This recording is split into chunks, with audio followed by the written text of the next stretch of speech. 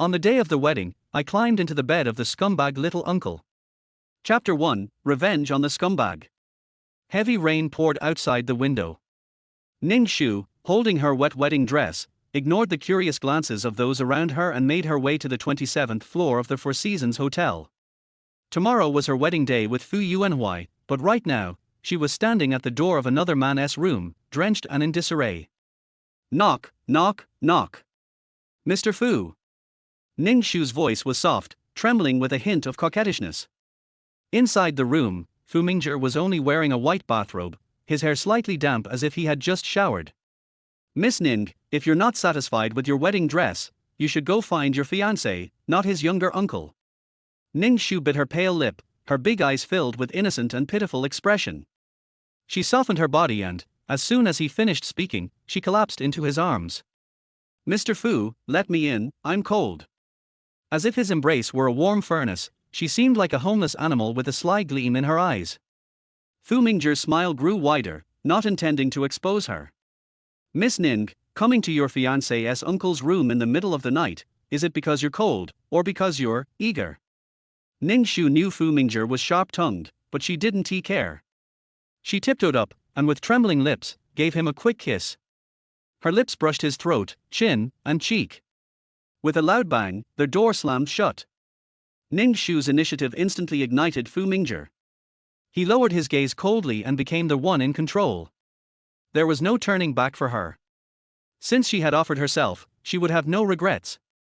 Fu Mingzhi pinned her to the door, and the beautiful white wedding dress originally meant for Fu Yuanhuai was now torn apart by his hands. This forbidden bond between them became an overwhelming temptation. The intense stimulation pushed both of them to indulge in the thrill of the moment. One passionate, the other fervent. Their bodies intertwined, creating an indescribable sense of harmony. In the early morning, the room was filled with a messy, chaotic scent. When Fu Mingzhi put on his clothes again, his bare back bore several bloody nail scratches. He carelessly ran a hand through his hair and sat on the bed, about to get up, when a pair of pale hands grabbed his arm. The delicate, fair fingers, usually so gentle, were now misbehaving as they slowly traveled up his muscular arm. Still not enough. Want to go again? Fu Mingzhi's gaze fell on the hand, and he let out a faint, almost imperceptible laugh, as if releasing all the tension after a genuine physical and emotional release. Thinking back to the enjoyment of their bodies, he wasn't opposed to another round.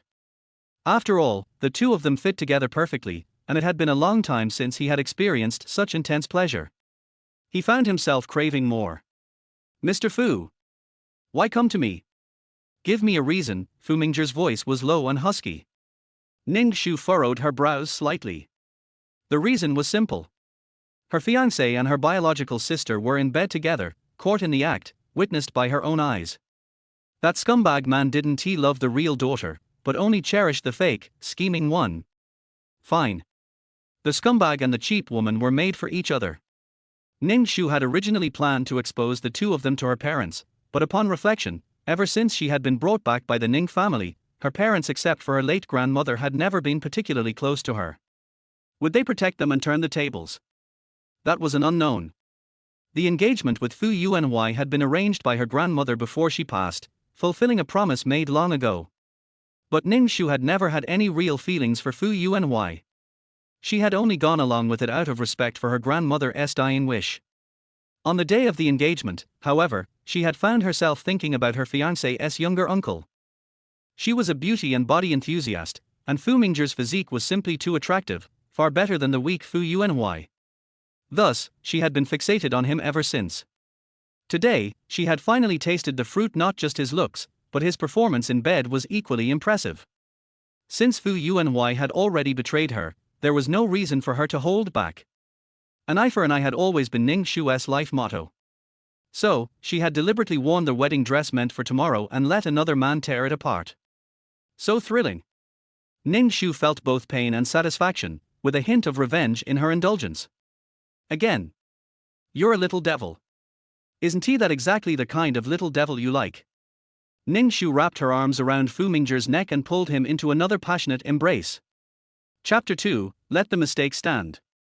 The next morning, at 10 o'clock. The rain had stopped, and the sun was shining brightly. Ning Shu was woken up by a series of urgent knocks at the door. As she groggily came to, she found that Fu Mingzhi had already gotten out of bed. While lighting a cigarette, his indifferent gaze landed on her. "Is the crowd outside your doing?" "Journalists." "I don't know, maybe my fiancé missed me after not seeing me all night," she said sweetly, though her words were insincere. Fu Mingzhi frowned slightly and tossed his white shirt onto Ning Shu's face. "Put this on first." With that, he strode to the door. As soon as he opened it, a group of people rushed in, their faces filled with shock, anger, and hostility. "You shameless woman! Do you still have any dignity?" The first to shout was Ning Shu's mother. Although they were biologically mother and daughter, Ning Shu's mother clearly favored Ning Yu, who had been by her side for over 20 years, and regarded her as closer than Ning Shu. At that moment, Ning Yu stood behind her mother, her mouth agape in disbelief. "Sister, you're getting married to brother Hu Yuan today, how could you do such a disgusting thing?" Also present were the elderly matriarch of the Fu family and Fu Yuanhuai, whose face was ashen and who was too angry to speak. Ning Yu kept adding fuel to the fire, while Fu Yuanhuai's sense of masculine pride was clearly threatened. He stepped forward, as if to strangle Ning Shu. "Shameless!" Before he could lay a finger on her, Fu Mingzhi cleared his throat lightly. Fu Yuanhuai's fingers instantly clenched, veins bulging on his forehead.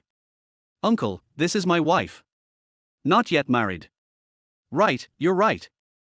Fu Yuanhuai was furious. He had never encountered such an absurd situation as catching someone in bed with another. He yelled in frustration, "I want to marry her." Madame Song, the Fu family matriarch, was also present, and he looked to her for support. Ning Shu's mother quickly came up with an idea. Recalling the tears on her precious daughter Ning Yu's face earlier, she grabbed Madame Song's arm. "The marriage was arranged by my mother-in-law before her death. It can't be called off. But now that Ning Shu has done something so disgraceful, I have no face to let Hu Yuan marry her." "Family, just speak plainly," Madame Song replied. "Ning Yu, why don't you marry Hu Yuan instead?"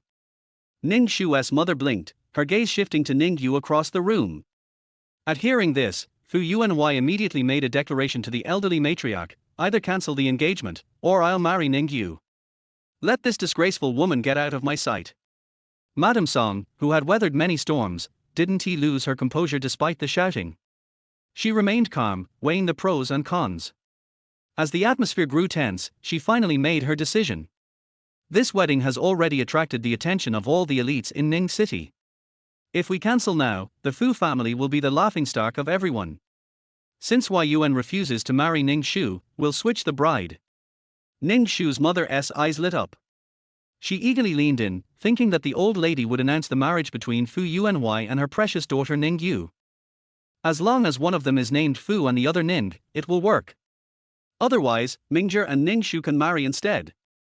Madame Song said, knowing full well the storm this would stir, but her mind was made up. From the video she had just seen, Madame Song had made up her mind about Ning Yu. She would never allow such a woman into their family. "Mingzhi, Ning Shu, what do you think?" Fu Mingzhi, tired of playing on his phone, lazily turned his neck and glanced at Ning Shu on the bed. Ning Shu thought he would refuse, but instead, he gave a soft chuckle. "I would love that, because Ning Shu and I deeply love each other." Chapter 3, Mutual Willingness. Love. Well, they did spend the whole night together. Ning Shu tilted her head back, blinked, and suddenly smiled, saying, "All right, I'll go along with whatever Mr. Fu arranges." Ning Yu and Ning's mother were stunned. Fu Yuanhuai's knuckles cracked with tension.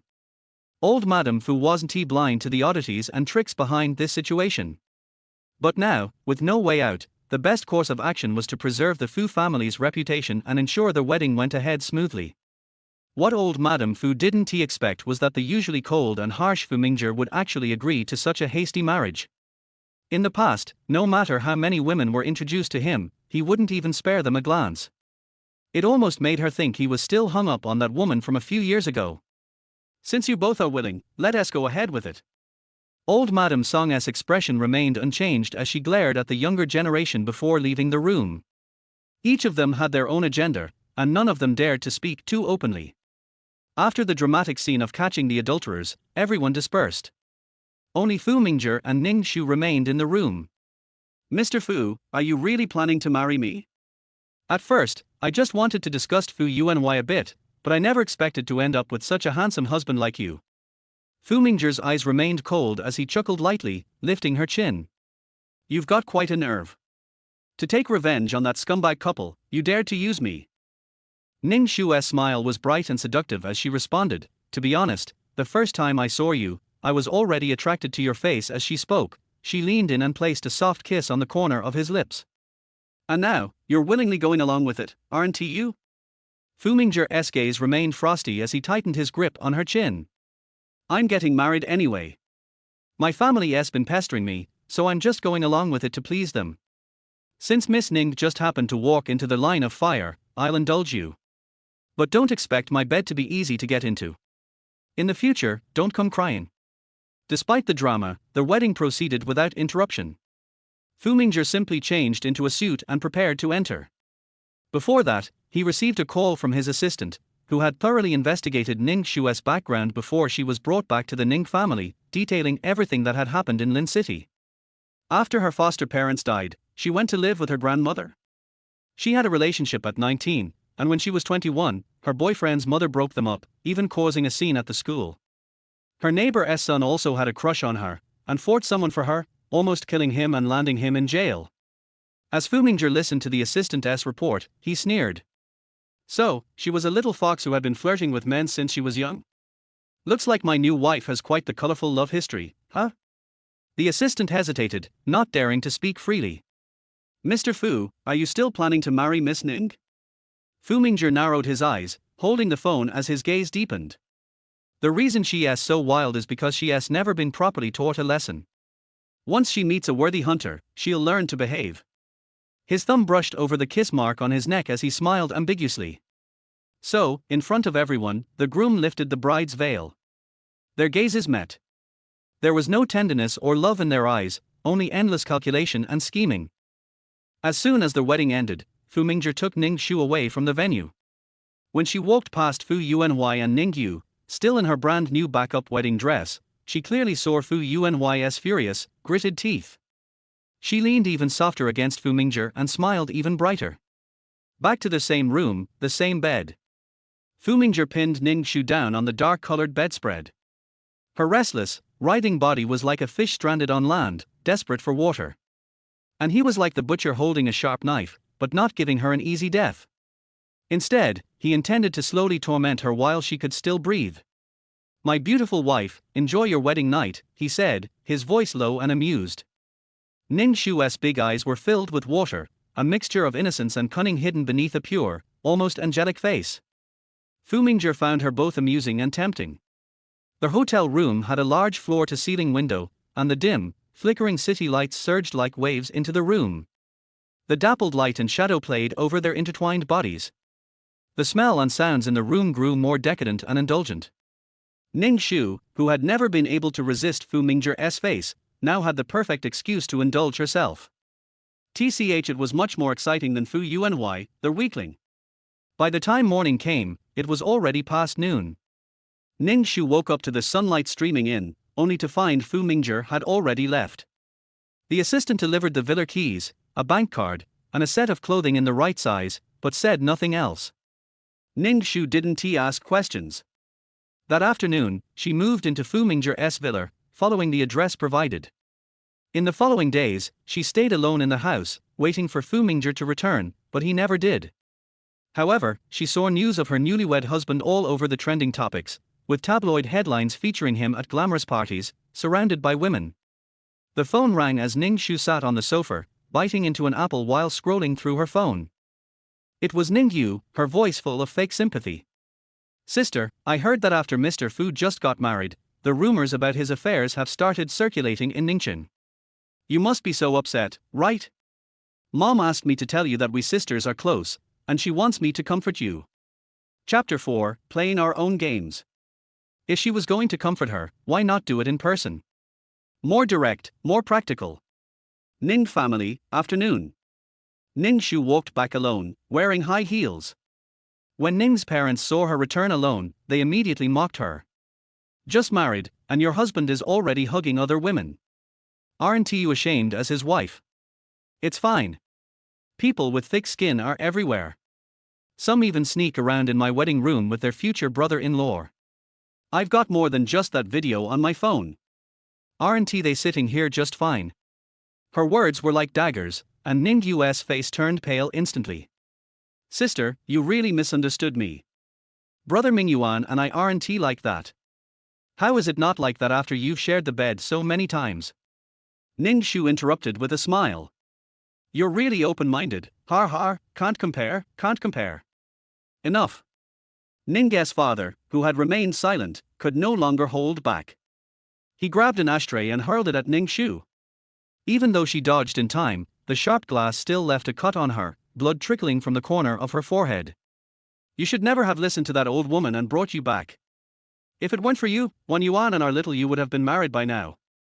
So what if we're your parents? In our eyes, you're just an ungrateful wolf. Even if you've climbed up to Fu Mingzhi, so what? Does he even treat you as his wife? He is still out there partying and living it up. Ning Shu, you've brought disgrace to our Ning family, you shameless woman. The insults hit Ning Shu's already numb heart, but her expression didn't change.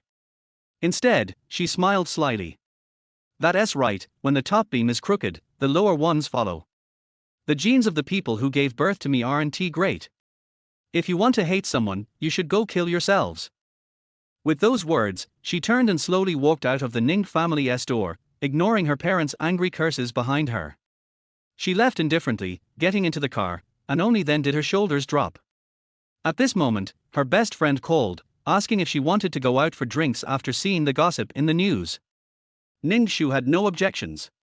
She stepped on the gas and was at the bar entrance in less than 20 minutes. At the bar, after a few rounds of drinks, Ning Shu excused herself to go to the restroom, but was stopped halfway by a tall figure. Her eyes, still a little blurry from the alcohol, cleared when she recognized the person, and she immediately took a step back. What are you doing here? Get away. So, you and my uncle are each playing your own game. Just a few days after your wedding, one hugging women at a banquet, the other flirting with men at a bar. It was Fu Yuanhuai, looking as carefree as ever. The first time Ning Shu saw him, she thought he was decent looking, but after meeting the stunning Fu Mingzhi, Fu Yuanhuai seemed ugly in comparison. She frowned and muttered softly, I'd rather flirt with anyone than you. Ning Shu, tipsy and flushed, had a rosy complexion, her lips slightly parted, giving off a seductive aura. Fu Yuanhuai was still angry at her for exposing his and Ning Shu's secret video in front of so many people. Now she had nothing to worry about, and had married Fu Mingzhi, becoming the young mistress of a wealthy family. In terms of seniority, he even had to call her aunt now. Ning Shu, what are you pretending for? It was me who didn't want you first. What do you have that can compare to Xiao Yu? Don't think that just because the Fu family accepts you, you can relax. My uncle is not some man you can easily capture. As he spoke, he started getting physical with her. He'd been drinking too, filled with impulse and anger, eager to vent his emotions. His face flushed red, his movements rough, and he pressed her frail shoulders as he leaned in to kiss her. Get away. After eating mountain delicacies and seafood, who would want to go back to eating plain rice and vegetables? Just looking at you makes me want to vomit. Not far down the corridor, Fu Mingzhi was standing with a friend. The friend pushed up his gold-rimmed glasses and chuckled. Zhi, isn't that your wife? Why is she still hanging out with Fu Yuanhuai?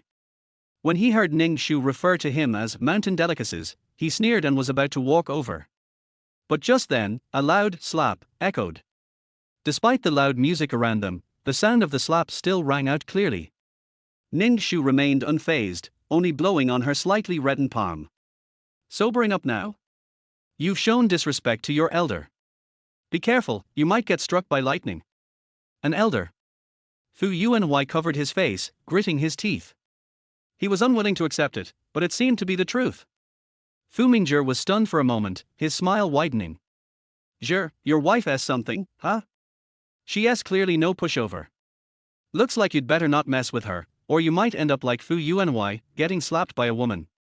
Fu Mingzhi didn't show it, but his gaze shifted slowly from Ning Shu's ankles up her long legs, tightly wrapped in her form-fitting dress, accentuating her perfect, seductive figure.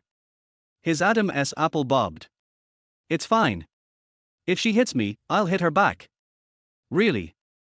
His friend asked with a raised eyebrow. She'll just end up begging me to do it harder. With that ambiguous remark, Fu Mingzhi lifted his foot and began to walk toward Ning Shu. Chapter 5, Adult Games. You shameless woman. Did I give you face or what? More and more people were gathering around to watch the drama. Some had already recognized Fu Yuanhuai, and he could no longer save face. Now, your little aunt is teaching you a lesson. Who told you to misbehave? Let this be a lesson you'll remember. Fu Mingzhi had long known that Ning Shu wasn't someone to be underestimated. In his more than 20 years of a smooth but dull life, it seemed that he needed an interesting woman to spice things up. He stood lazily behind them and let out a chuckle. When the younger generation doesn't behave, they do need proper education. Yuanhuai, just now, where did your hands and mouth go? No respect at all. Fu Yuanhuai's face turned red with embarrassment. All the insults he had planned to throw at Ning Shu were swallowed the moment he saw Fu Mingzhi. Uncle, this woman is seducing me. Just like how she seduced you back then. Fu Yuanhuai tried to pull Fu Mingzhi to his side. Oh? So you just forced yourself on her? Fu Mingzhi's lips curled into a mocking smile, then his gaze turned to Ning Shu with calm eyes. Didn't he get bitten by a dog, did you? Ning Shu smiled, her eyes sparkling, and shook her head. Seeing them exchange such a knowing smile, Fu Yuanhuai felt a wave of frustration and rage swelling in his chest. At the moment, there was still a messy account in the company's books that hadn't been handled. He didn't dare to act too arrogantly in front of Fu Mingzhi, even though he had been wronged. He didn't want to make a scene. Uncle, I'm just looking out for you. After all, I was engaged to this woman for a year. You should keep an eye on her true nature. He gritted his teeth, then turned and walked away, disgruntled. The crowd was too noisy, and Ning Shu was getting irritated. She flicked her hair back and slowly walked past Fu Mingzhi. Without missing a beat, Fu Mingzhi followed her quietly.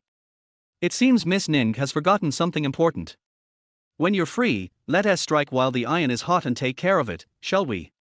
Mr. Fu, what can I do for you? Ning Shu didn't mention anything about the steamy photos from the banquet at Haiqian Xingxian. She crossed her arms, tilted her head back, and smiled brightly and sincerely. The wedding has been done, but we still haven't gotten our marriage certificate. How about we go tomorrow? Early is better than late. Ning Shu raised an eyebrow. You really want to make it official with me? Why not? I don't have time to play house with you. 9 a.m. tomorrow, let us first get the certificate at the Civil Affairs Bureau, then you can accompany me back to the Ning family.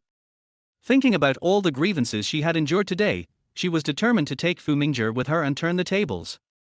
Fine. Fu Mingzhi stepped closer, his gaze lingering on her with a hint of flirtation. Shall we go back then? Celebrate a little. Adult games, not stopping until dawn. Ning Shu smiled. Fu Mingzhi's appearance was indeed cool and restrained, but he was a predator at heart. She knew exactly what he was like behind closed doors. Moreover, with the recent photos of him at the Haiqian Xingxian party. Mr. Fu, aren't you tired? She asked with genuine concern.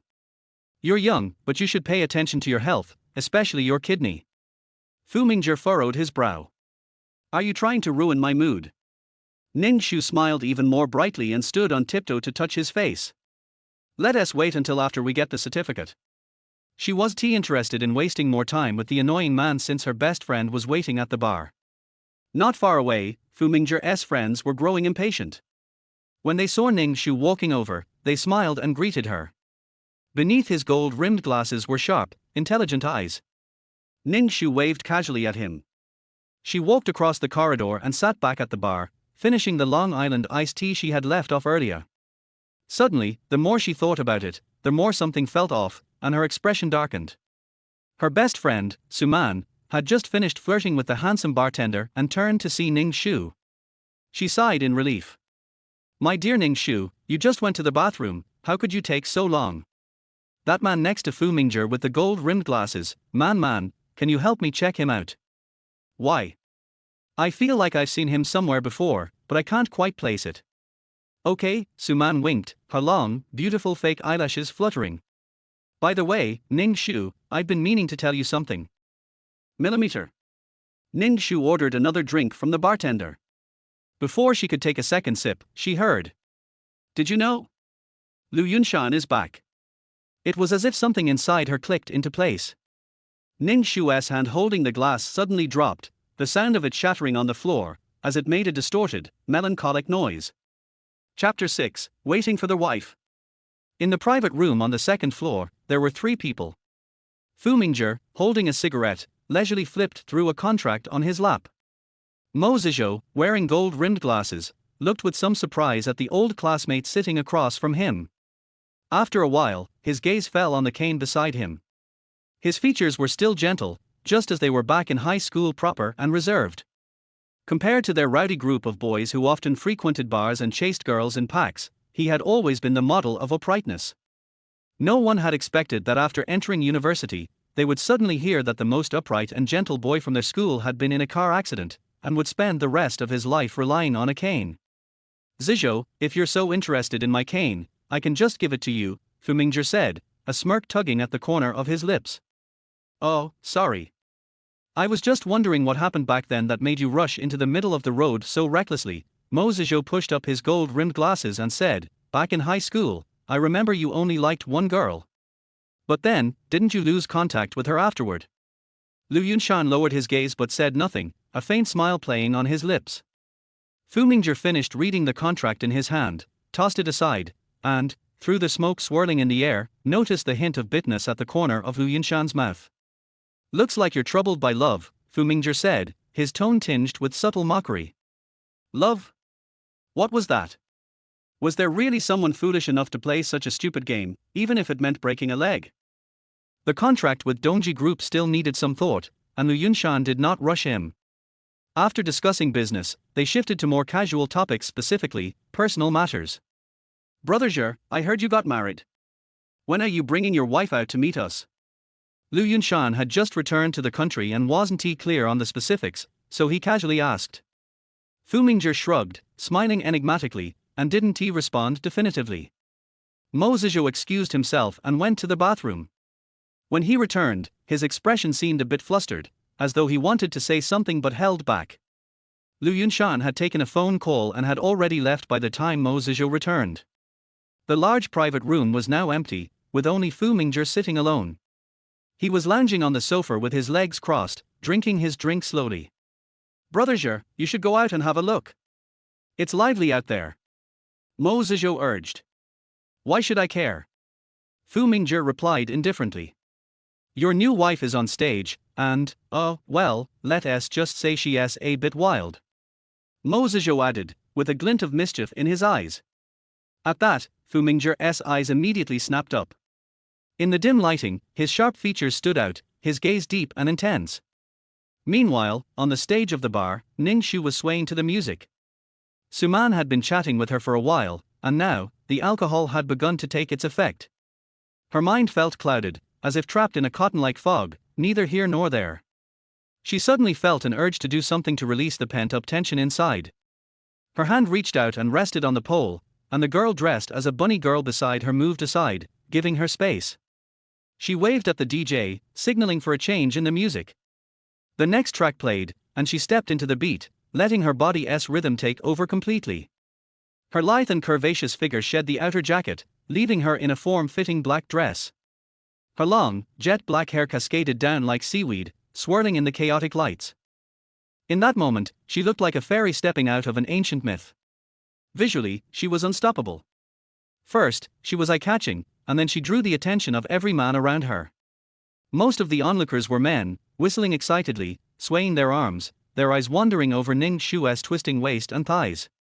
Her fiery red lips made her seem like a queen, commanding everything in sight, as if she could capture any man with a single glance. But then, her eyes locked onto the cold face of Fu Mingzhi. She wasn't sure when, but he had already appeared on the stage.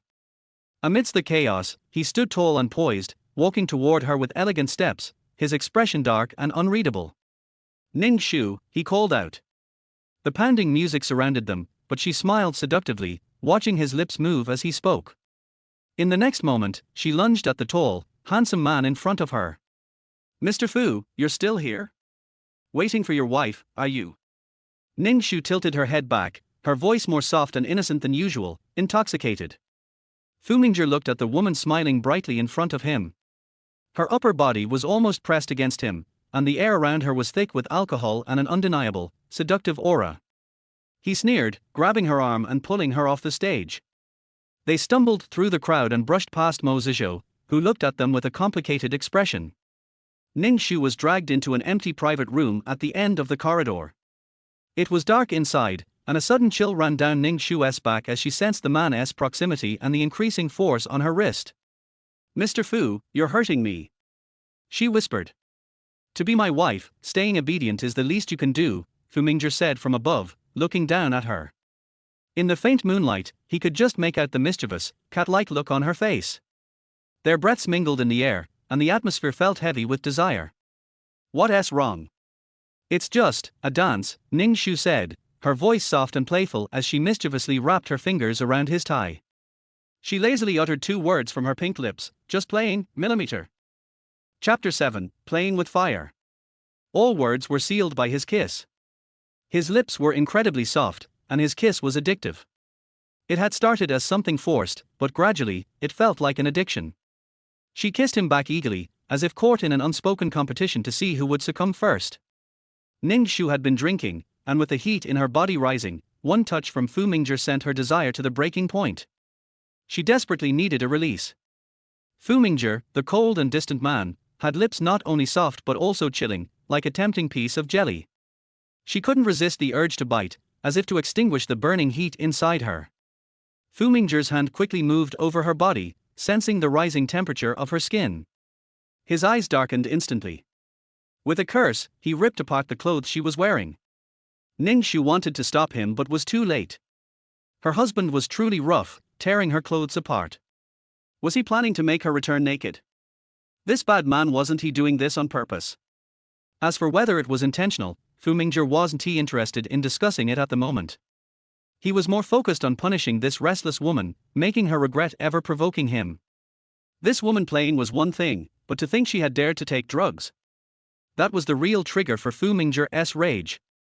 His movements were not gentle in the slightest, in fact, they were almost brutal. Ning Shu's rationality was completely shattered. She craved his roughness, and their bodies seemed to reach an unspoken agreement, each taking what they wanted. After 3 hours of relentless passion, Ning Shu was so exhausted she didn't even want to move a finger. This man really knew how to wear her out. After taking a shower, Fu Mingzhi came out wrapped in a bathrobe, a scratch on his chest a clear mark from their earlier moments of passion. Ning Shu couldn't help but boldly gaze at his well-defined physique.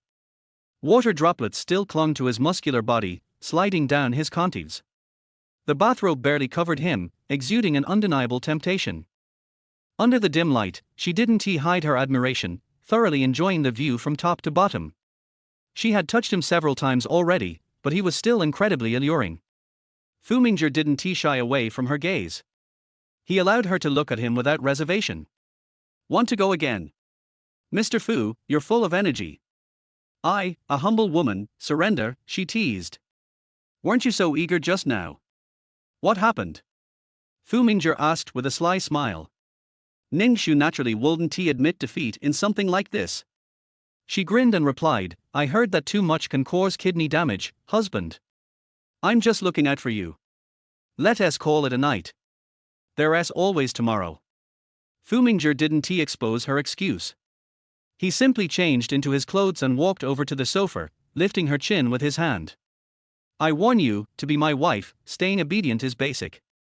If I catch you taking drugs again, don't blame me for being rude. If you want to play or feel excited, you can always come to me. I'll make sure to satisfy you. After all, our bodies are quite compatible." He released her chin, but gently patted her pink cheek. "Got it." Ning Shu suddenly chuckled, her gaze full of unabashed seduction. "Mr. Fu, are you kidding? I'm sure you've had more fun outside than I have. What I'm doing is just for fun, but you're out there getting serious. Don't you know the news is all over it?" Fu Mingzhi raised an eyebrow, a slight smirk on his lips. "Stop reading those gossip articles. TCH. Mr. Fu, what kind of man are you if you can't handle your own actions?" Ning Shu teased. Fu Mingzhi looked at her little face and suddenly smiled. "What's this? Jealous?" Ning Shu quickly shook her head, her voice playful. Not at all. It's just a bit of fun. But next time, maybe wear protection. I'm worried about catching some diseases. Fu Mingzhe's face darkened instantly. After a long pause, he turned and walked away. Ning Shu, lying on the large sofa, watched as Fu Mingzhe stormed off, feeling a sense of satisfaction. Mr. Fu, you ruined my clothes. Are you planning to compensate me for them? Fu Mingzhe had already reached the door, but at her words, he paused for a moment. After he left, however, he had someone deliver a black dress to her, along with 2 bodyguards to escort her back. Ning Shu changed into the dress and found 2 men, looking like bodyguards, standing outside her door. Ning Shu. Fu Mingzhe had actually sent people to watch over her. How shameless. The dress he sent was a black gown, which looked like a black rose in the night when she wore it. The 2 bodyguards exchanged a glance but quickly looked away, not daring to stare. Ning Shu stepped forward, and the bodyguards followed her closely, like shadows. She turned around with a mischievous smile. What are you 2 doing? Chapter 8. The wine was drugged. The 2 bodyguards said in a serious tone, Miss Ning, Mr. Fu asked us to take you back personally, so, Miss Ning, please come. The 2 tall and strong bodyguards made an invitation gesture. Ning Shu looked outside. It was only about 1 o'clock in the morning, when the bar was the busiest. But my friend is still inside. I want to go find my friend first. The 2 tall bodyguards said very straightforwardly, Miss Ning, you should come with us. The implication was already very clear. Ning Shu was not happy. I came here with my friend. I'm leaving, so I should at least tell my friend. What if my friends find out I'm missing and they worry and call the police? Besides, my bag and phone are still in there. Let me go in and get some. One of the bodyguards said to Ning Shu, Miss Ning, we can help you go in and get your things out. Ning Shu decisively refused. No, my friend doesn't know you. How could he trust a stranger and give you my things? Otherwise, you can go in with me. Ning Shu said pitifully, there are important things in my bag, and there are also important things on my phone. Seeing Ning Shu's pitiful look, the 2 bodyguards were finally moved. 2 people accompanied Ning Shu to get things. Ning Shu was small, and there were 2 big men who were nearly 2 meters tall. The crowd automatically made way for them. Ning Shu finally found her good sister. Suman saw Ning Shu come back with a changed outfit and squeezed to her side. Weren't you taken away by your newlywed husband just now? Why are you back again? Ning Shu pulled Suman over. Investigate who put drugs in my wine tonight. I want to know who this person is. He is so bold that he dares to bully me. Suman looked at Ning Shu in shock. You said, there was some drugs in your wine just now. Ning Shu nodded. Suman's pupils dilated. What about you? Ning Shu sneered. My cheap husband got it. TSK. Suman smiled and said, I thought you had a romantic encounter. Ning Shu said, hey. There's no way. People with husbands are troublesome. Remember to help me check. I'll go back first. Suman, when did you become so obedient? It's not like you. Didn't she know what kind of person her best friend was? Ning Shu lifted Suman's chin. What are you thinking about? We're going to get the marriage certificate tomorrow. If I don't sleep well, I'll be ugly in the photos tomorrow. What should I do? I'll go back first. The 2 giant bodyguards are still staring at her covetously. How can she not be quiet? Suman waved at Ning Shu. Go, go. On the way home, Ning Shu called Fu Mingzhe. Husband, I'm going home obediently now. Can you let your 2 bodyguards go back? Ning Shu used consonants to try to give people a delicate feeling. It is said that men are very useful. I don't know if Fu Mingzhe will buy this. Fu Mingzhe said directly, talk nicely. TSK. He didn't buy this. Ning Shu said to Fu Mingzhe, you are not afraid that I will run away, so you let these 2 giants keep an eye on me. Fu Mingzhe said, they will escort you back safely, and they will leave naturally. Ning Shu said, is that so? Okay, see you at the Civil Affairs Bureau tomorrow at 9 o'clock. Fu Mingzhe, see you tomorrow. Ning Shu put down the phone and snorted. It will be legal tomorrow, and she will be a married woman. I didn't expect that I would get married in such a muddle. She was still a little drunk, but she smiled. It's not certain who will win or lose in this game. Chapter 9 waiting for you at the Civil Affairs Bureau. After returning home, she fell asleep until the phone rang continuously. Ning Shu woke up dazedly, grabbed the phone on the bedside, and answered it. Hello. Who is it? Her voice was a little hoarse, with some confusion from not waking up yet. Who is so rude and disturbing people's sweet dreams so early in the morning? I'll be waiting for you at the entrance of the Civil Affairs Bureau in 30 minutes. Don't be late. Hearing Fu Mingzhi's sexy voice, Ning Shu, who was still in a daze, shuddered. She looked at her phone and saw that it was already 8:30. She still had 30 minutes. Fu Mingzhi was a bit humane and knew to call her in advance. Otherwise, she would have missed it. Ning Shu got up quickly, washed up, and put on makeup.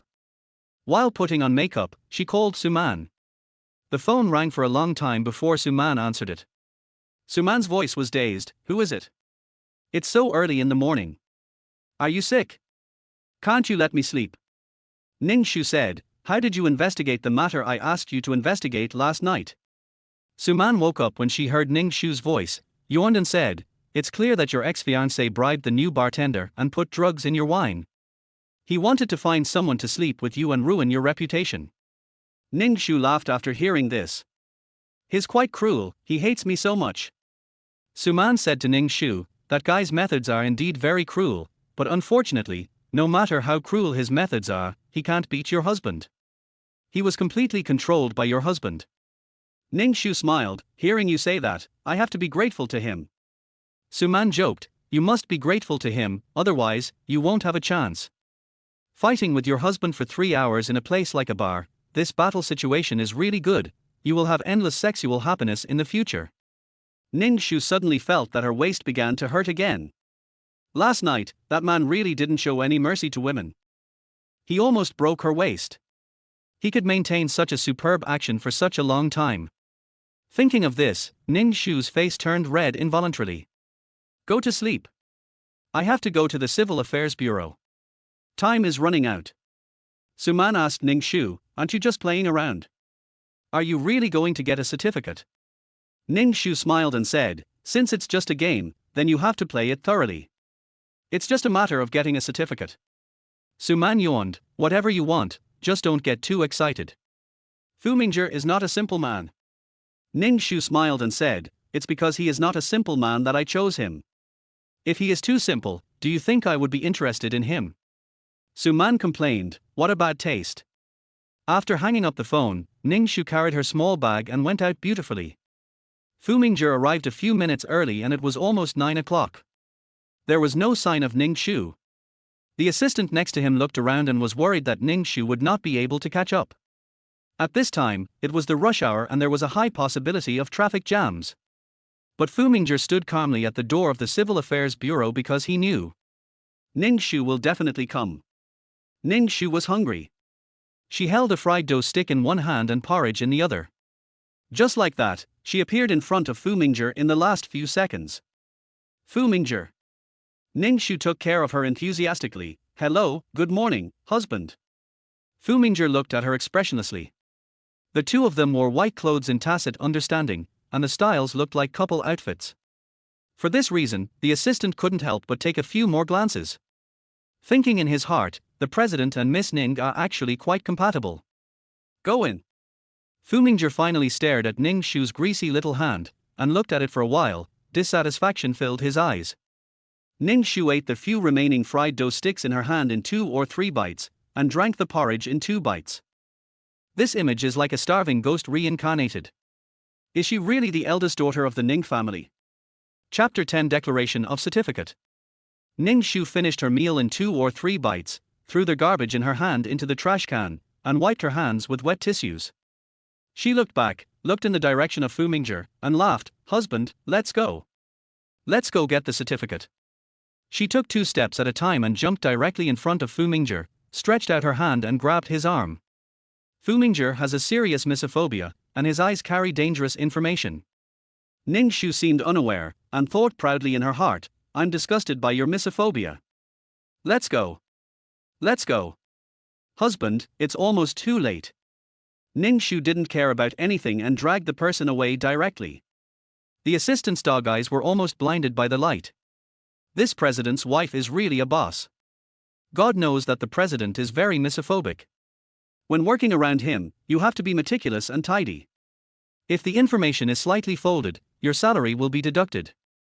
But just now, the president's wife hugged the president's arm with both hands after eating, right? The assistant rubbed his eyes, thinking he had seen it wrong. Mr. President, where is your misophobia? The uglier Fu Mingzhi's face was, the happier Ning Shu was. Who told this guy to leave last night without any mercy? Women have a strong desire for revenge. At this time, there were not many people around. Ning Shu directly pulled Fu Mingzhi to the counter. The clerk at the counter was a little scared when he saw Fu Mingzhi's murderous eyes. I didn't know, I thought he was here for a divorce. Ning Shu put the certificate on the counter and said to the clerk, let's get a marriage certificate. The clerk looked at Fu Mingzhi again and asked weakly, are you here to get married? Where is your certificate? Ning Shu shook Fu Mingzhi's arm vigorously, hurry up and take out your certificate.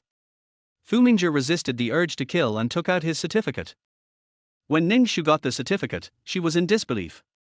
She was really married to Fu Mingzhi. This piece of paper was the certificate of marriage. It proved that from this moment on, she had a husband. Husband? Okay.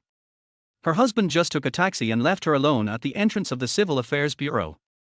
Ning Shu took the marriage certificate in her hand, took 2 photos, blurred the information with mosaics, and posted it directly to Moments. She also went online to find a few wedding congratulatory messages to post on Moments. I want to reach out and hug you, I want to open my mouth and say I love you. She also tagged Fu Mingzhi. She also threw a declaration to Fu Mingzhi on Moments. I want to pamper you with my heart, I want to love you for the rest of my life. Ning Shu, take it, post it on Moments. On such an important day, you have to post a declaration on Moments. Fu Mingzhi. She is crazy. She is doing this. Fu Mingzhi opened his Moments and happened to see the Moments Ning Shu had posted. The information on the photo was erased, leaving only the names of 2 people and their avatars.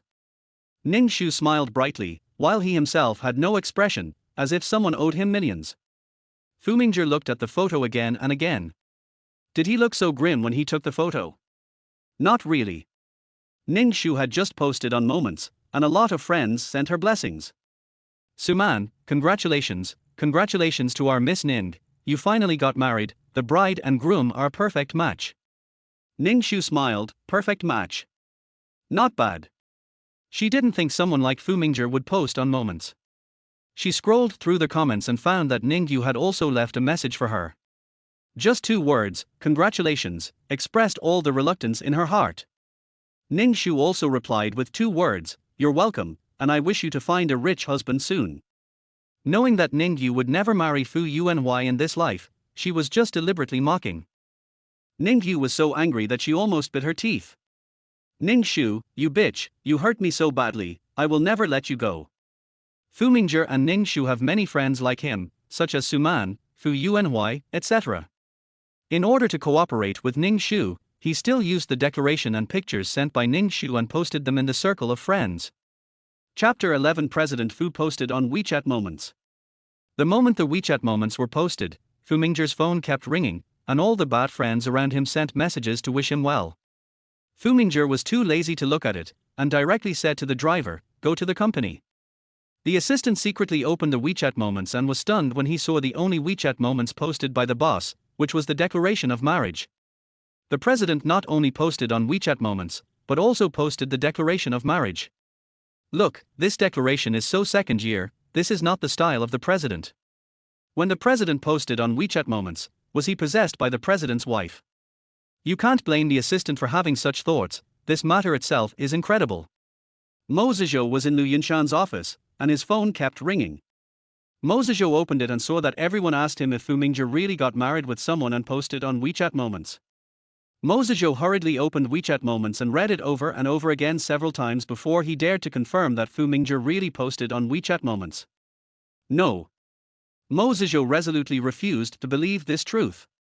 He believed that Ning Shu forced Fu Mingzhi to post the circle of friends, and it was the kind of coercion that held a knife to his neck. Seeing Mo Zizhou's face full of frustration, Liu Yunshan couldn't help but ask curiously, what's wrong? Mo Zizhou said to Liu Yunshan, go check the circle of friends. Liu Yunshan and Fu Mingzhi are partners, and the two have WeChat. He curiously clicked on the circle of friends, and was a little surprised when he saw the marriage declaration in Fu Mingzhi's circle of friends. Fu Mingzhi, a playboy, was actually bound. That woman must be very powerful. He deliberately clicked in and enlarged the picture. Ning Shu's face suddenly appeared in front of him. A heart-wrenching pain instantly swept over his heart, and even his fingertips became numb at that moment. How could it be her? Ning Shu's circle of friends suddenly became a comment area, and a lot of people left messages below. Ning Shu selected some replies. After replying, she actually saw Fu Mingzhi's circle of friends and her declaration of marriage. Ning Shu clicked on it, liked it, and left 3 hearts below. She found that there was only one post in Fu Mingzhi's circle of friends, which was the pitiful declaration of marriage. This is very Fu Mingzhi. She was surprised that she could post this circle of friends. After all, there are so many women around Fu Mingzhi, doesn't he worry that those women will be jealous and make trouble? But think about it, Fu Mingzhi has so many women around him, he doesn't care about those things. Although she married Fu Mingzhi and got the marriage certificate, Ning Shu still lives in Ning's house. She had just returned home after taking a taxi when she was stopped by Ning Yu. Congratulations. Ning Shu said with a fake smile, "You're welcome. I hope you can find your ideal husband soon." Ning Yu smiled, "Ning Shu, do you really think you'll be lucky if you marry Fu Mingzhi? Oh my god. It's so pitiful. How does it feel to be thrown in front of the Civil Affairs Bureau after getting the marriage certificate?" Ning Shu frowned slightly. "What do you mean?" Ning Yu threw the photo in Ning Shu's face. "Look at it. You threw your wife away after registering. Do you really think you married a rich man?" The photo slid to the ground along with Ning Shu's face. Ning Shu bent down and picked up the photos one by one. She looked at the content in the photos. They were all secretly taken in front of the Civil Affairs Bureau. The secret shooting skills are quite good, and they are all very tricky angles. For example, at the Civil Affairs Bureau, the sun was quite strong, and Fu Mingzhi frowned, obviously not liking to bask in the sun. But if people see this photo, they will think that Fu Mingzhi is not willing to get the marriage certificate with Ning Shu, so he frowned. And Fu Mingzhi turned around and left without looking back, leaving Ning Shu alone there. The sun was very strong, and she came out to take a taxi. She didn't sleep well, and she felt even more uncomfortable. The expression on her face was very melancholy. People who didn't know her thought she was an abandoned young wife. After looking at these photos, Ning Shu smiled. "I didn't expect that you still have this habit of secretly taking pictures of people. However, this photo is well taken, why don't you give it to me?" I thought that Ning Shu would be furious if this kind of thing was exposed, but who would have thought that she actually said that the photo was well taken? Ning Yu couldn't stand this. Chapter 12: The Ning family's attitude. "You shameless thing, you are shameless yourself, but our entire Ning family still has dignity. Why did you marry Fu Mingzhi when you could marry anyone else? We don't have such a shameless thing like you in our Ning family." Mother Ning looked like she wanted to stuff Ning Shu back into her stomach. She had never given birth to such a shameless thing, and she had lost all the face of the Ning family. Ning Shu was no longer bothered by her mother's abuse. If they didn't treat her as a member of the Ning family, she would just treat herself as an orphan without biological parents. Ning Shu took the photo and said with a smile, "It's okay, just pretend you never gave birth to me. Anyway, I don't have cold-blooded and heartless parents like you. I came back today for that little thing, and I'll leave after I get it." Ning's mother was so angry that she pointed at Ning Shu. "Without the Ning family, you are a little bastard. Let's see what kind of lowly life you will live in the future without the Ning family." Ning Shu was already indifferent, but Ning's mother's words, "little bastard," still stimulated her. What parents would call their own children little bastards? Ning Shu took a deep breath. "If I am a little bastard, then what are you? If it weren't for the combination of your sperm and egg, I wouldn't have been born. I am a bastard, so aren't you the parents of a bastard?"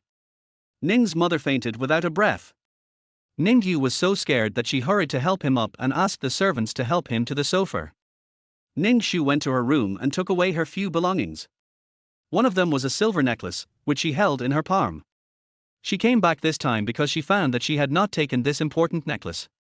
In the future, when the 8 bridges came to invite her, she would not even look at them. Ning Shu took a box and threw her few belongings into the box. They were all books, clothes and other things, not many. When Ning Shu came down, Ning's mother had calmed down. Ning Yu was filial and helped Ning's mother calm down. She comforted her softly, saying that she should not get angry for someone who was not worth it. It was not worth it. Ning Shu felt funny in her heart, but it was right. She should not get angry for someone who was not worth it. It was not worth it. Watching Ning Shu pulling the box down, Ning's mother glared at her fiercely, as if she wanted to tear her apart. Once you walk out of this door, don't ever come back to this house. Ning Shu smiled, don't worry. Even if you invite me in a sedan chair, I won't come back. Ning's mother was so angry that she wanted to vomit blood. Ning Yu hurried to comfort her. Ning Shu didn't want to play the filial piety game with them, so she turned around and left. At that moment, the sky was dark and her heart was dark. Even though the sun was so bright, she couldn't feel a trace of warmth, and her heart was cold. I remember that when she came back for the first time, she was full of expectations for her new home and full of curiosity about her biological parents. But after coming back, she found that Ning's parents didn't like her at all, and they ignored her and made things difficult for her everywhere. It was ridiculous.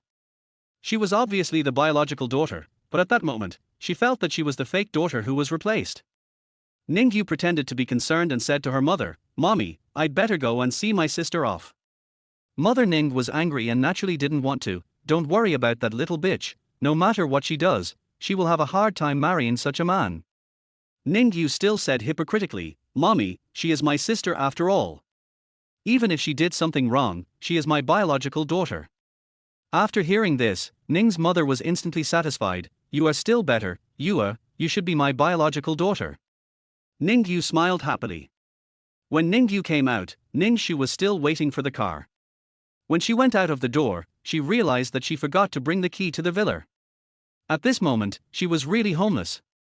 Before she decided where to go, Ning Yu came out. Ning Yu came to Ning Shu and took off all her disguises. "Do you know why Fu Mingzhi would marry you? Such a high-ranking playboy, no one can take him down. You don't think you are special, do you?" Chapter 13 Settle the score with Fu Mingzhi. Ning Shu pretended not to hear. Ning Yu was angry and said sarcastically, "Because you are a free chicken, it's useless for others not to have sex with you. There is no difference between having sex with you and having sex with other women. Sooner or later, you will be kicked out by that man." Ning Shu looked directly at Ning Yu's face that was no longer disguised and smiled. "Even if I am abandoned, it is my own business. I am a cheap person and I like the feeling of being abandoned. If you are unhappy, just stand aside." Ning Shu, don't be too proud too early.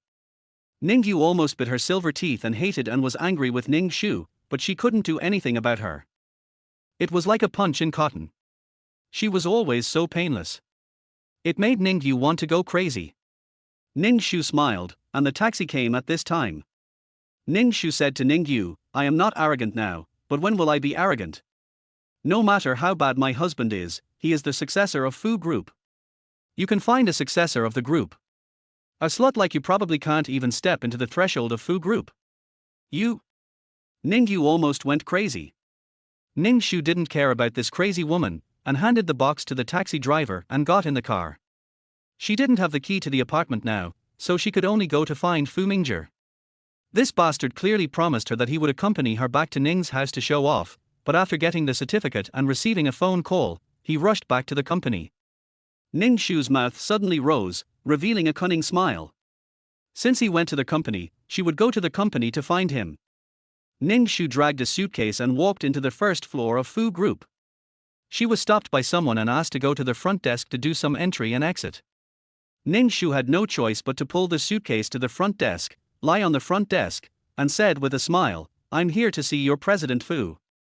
The two girls at the front desk looked up at Ning Shu, who was wearing simple clothes, ordinary washed jeans, a white t-shirt, a pair of canvas shoes, and the key was that she was pulling a suitcase. Who knows what this woman is here for? She might attack the president. The receptionist asked Ning Shu coldly, "Do you have an appointment?" Ning Shu blinked her big eyes and shook her head, "No."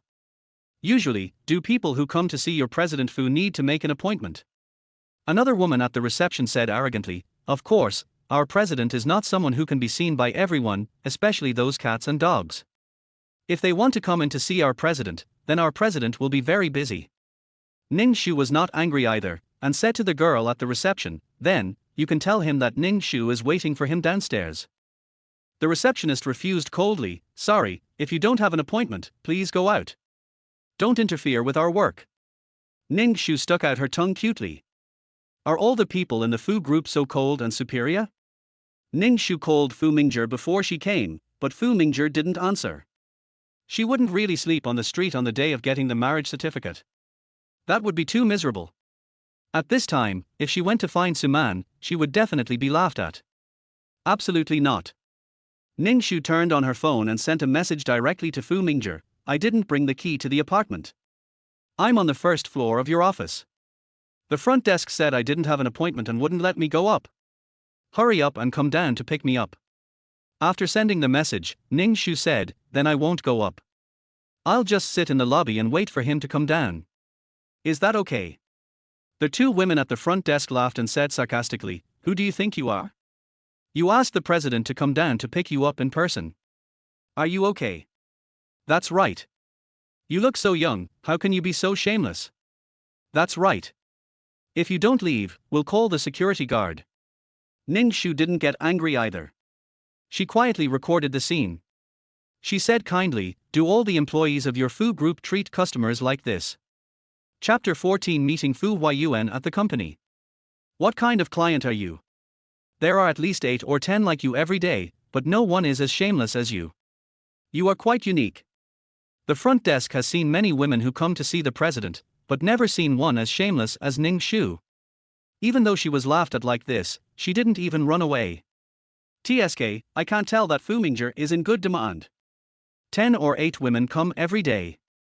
Ning Shu chuckled, how do you know I'm not a client? If I were a client, would your attitude and behavior be considered as driving away customers? Does your president know that you are doing this? Don't show off here. A prostitute like you is not even worthy of entering the Fu family's gate. Get out. If you don't care, we will call the security. Ning Shu was still not angry and filmed the two women's faces directly. The two women quickly covered their faces and scolded Ning Shu, what are you doing? It is forbidden to shoot here. It is illegal to shoot. Do you know?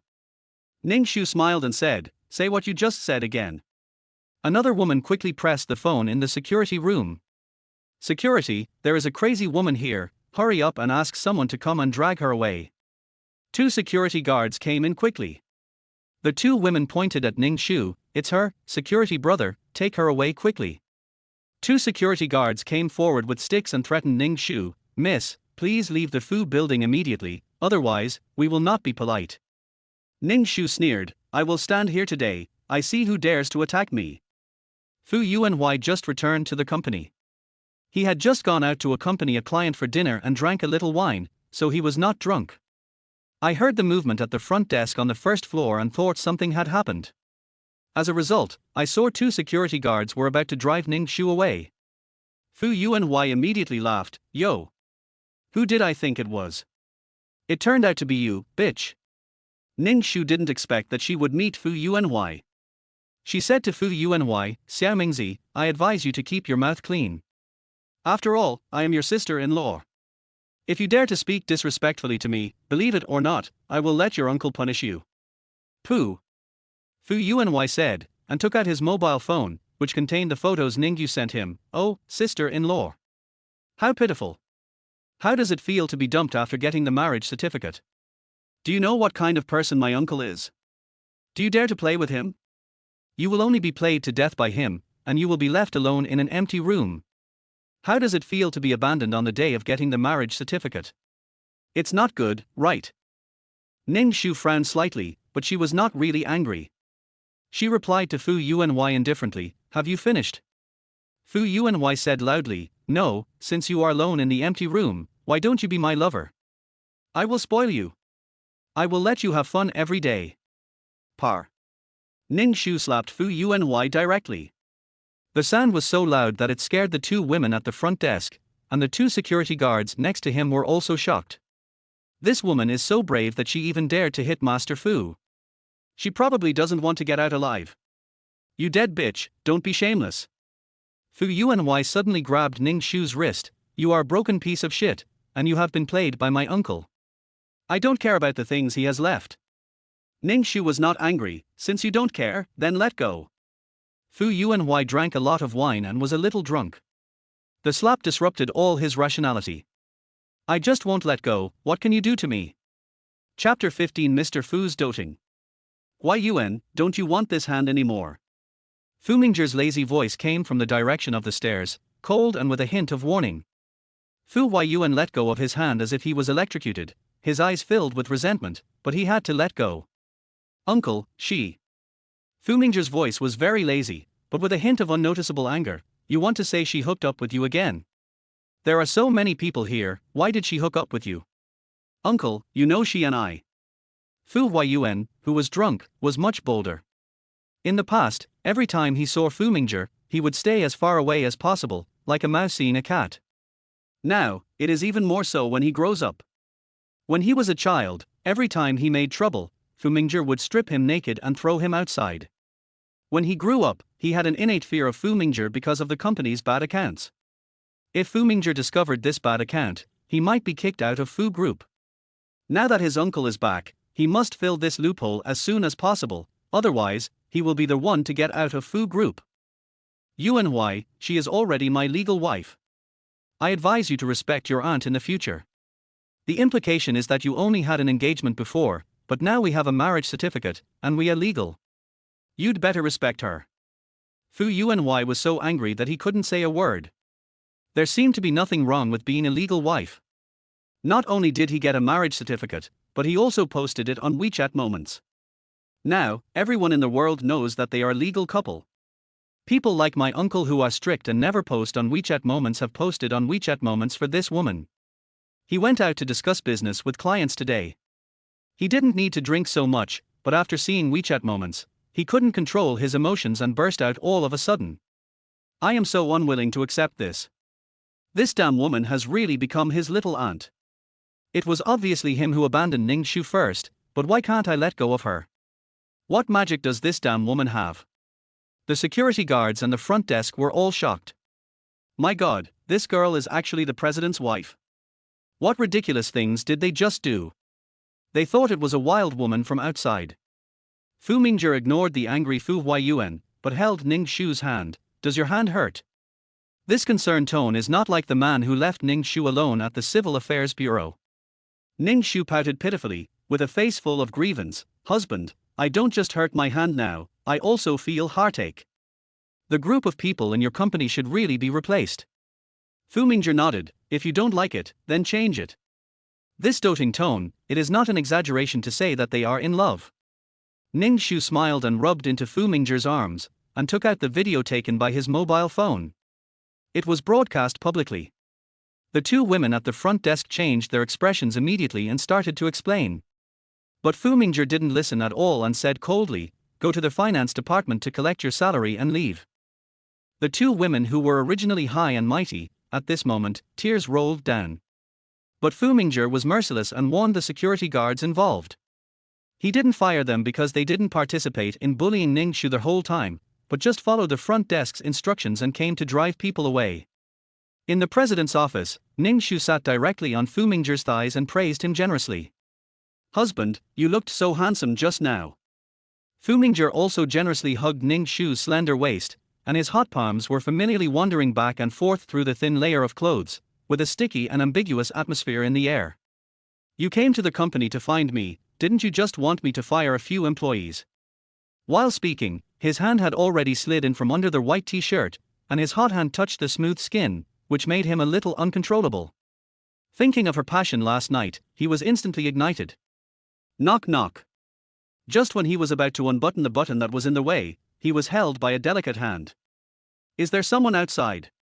Isn't it not good for you to do this? Ning Shu smiled like a little fox. She was the one who started the fire, and now she is not going to put it out. What an annoying little goblin. Chapter 16 Throwing into the fashion design department. Do you care about this?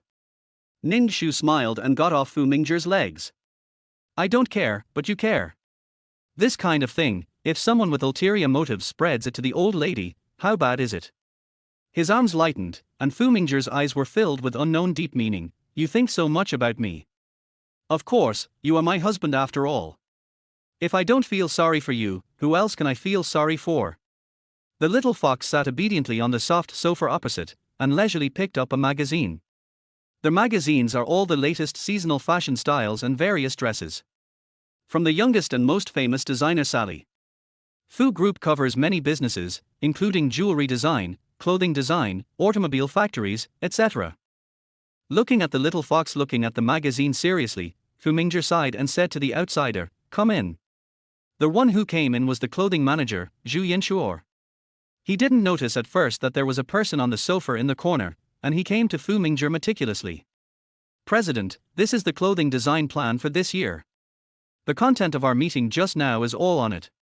Please take a look."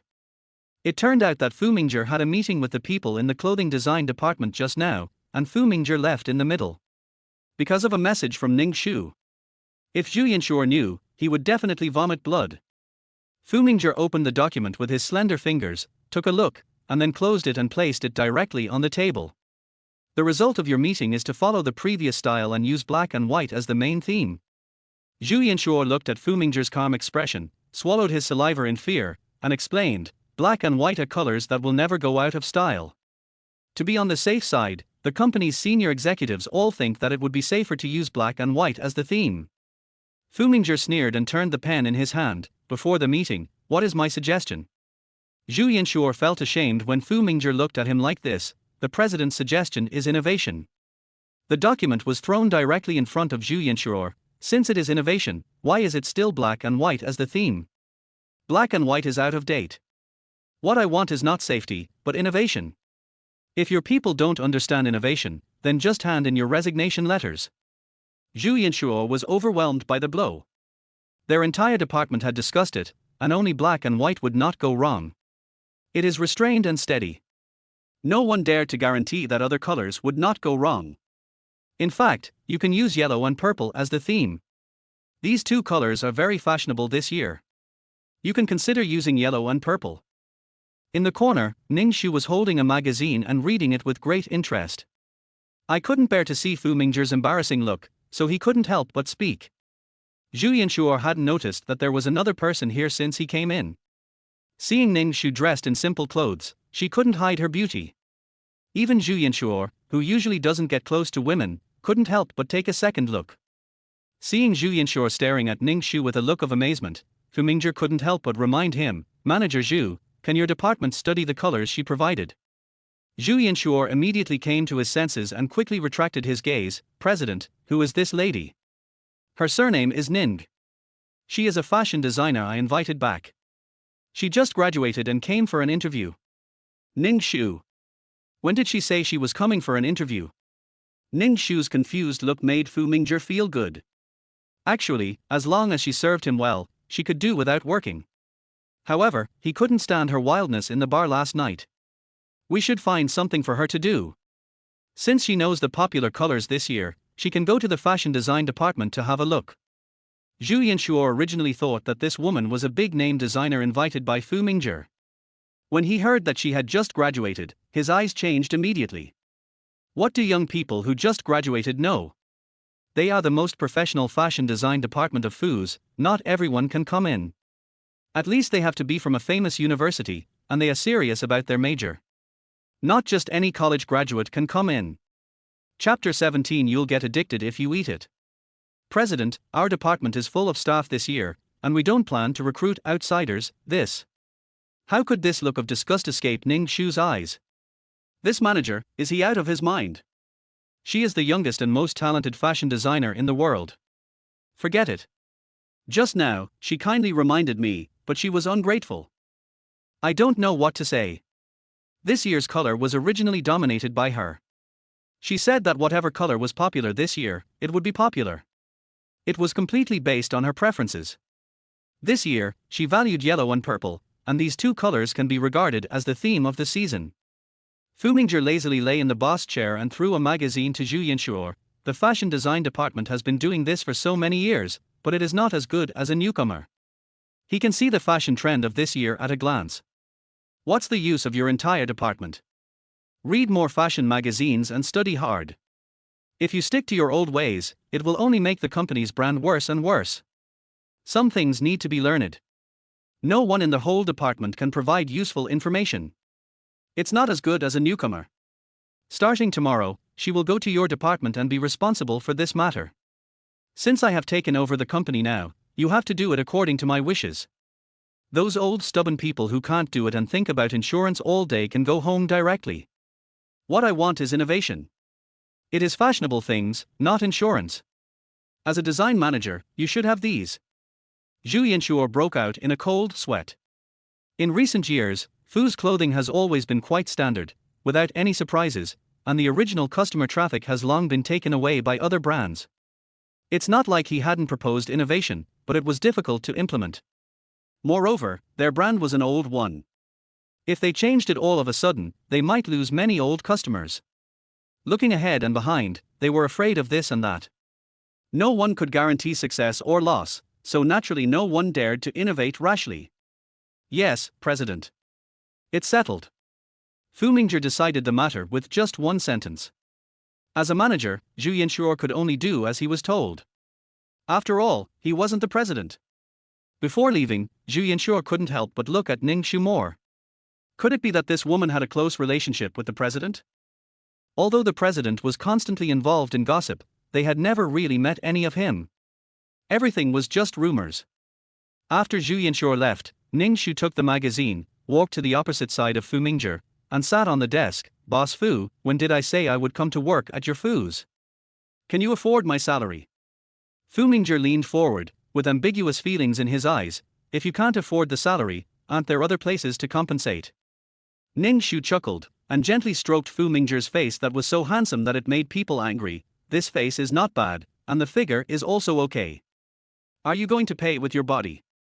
Fu Mingzhi did not retreat but moved closer. Do you want to confirm again? This face, this figure, is called okay. I don't know how many women outside are coveting my body, others want it, but they may not be able to get it. The implication is that you are not at a disadvantage, and you have made a fortune.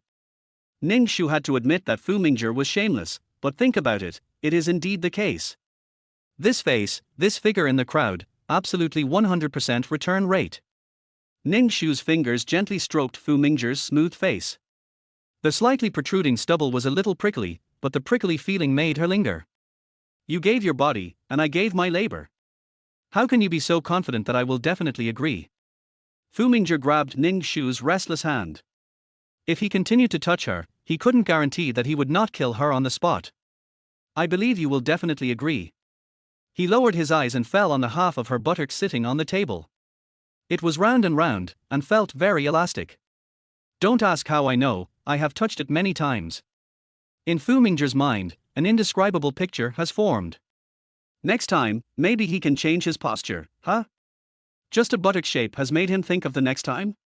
Yes, this little fox is indeed rich. There are not many people who can make him taste the marrow, but this little fox is the only one. Once you eat it, you will get addicted. Chapter 18 Fashion Style.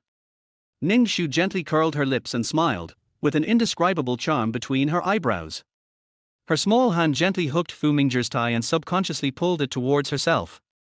Fu Mingzhi obediently leaned over, and the two of them suddenly closed the distance, surrounded by an ambiguous and hot atmosphere.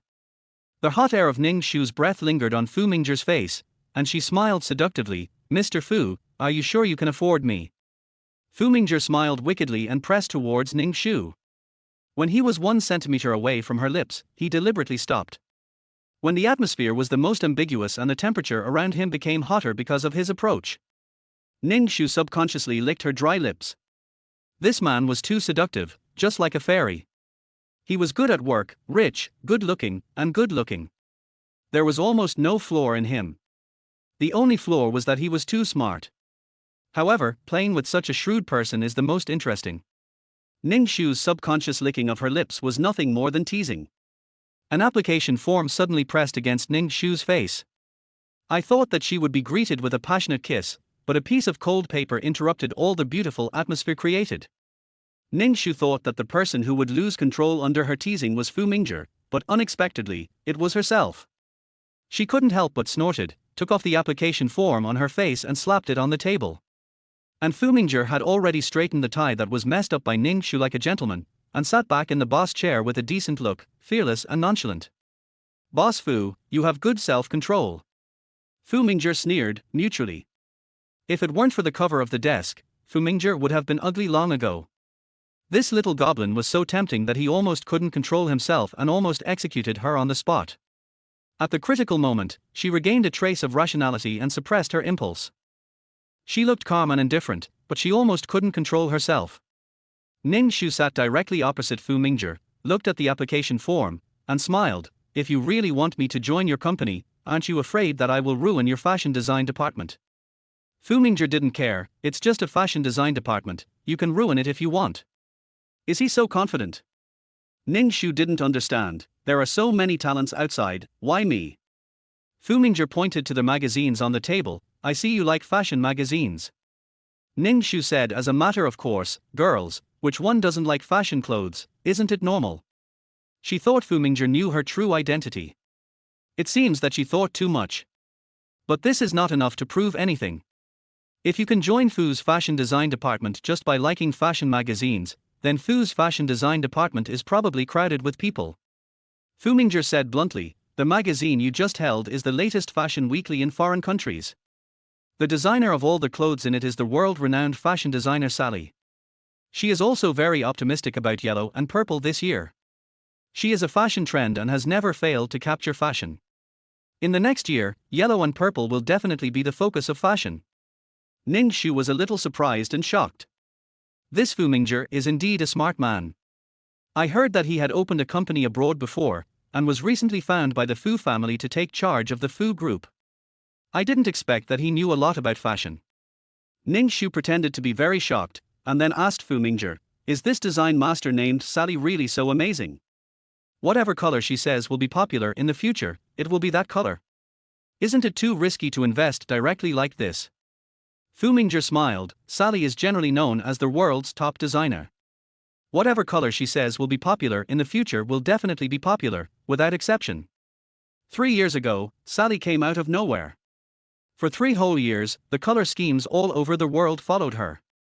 You just read Sally's magazine and saw that yellow and purple will be popular in the future. This shows that you are a very perceptive person. Letting you join Fu's is not a casual decision, but a well-thought-out consideration.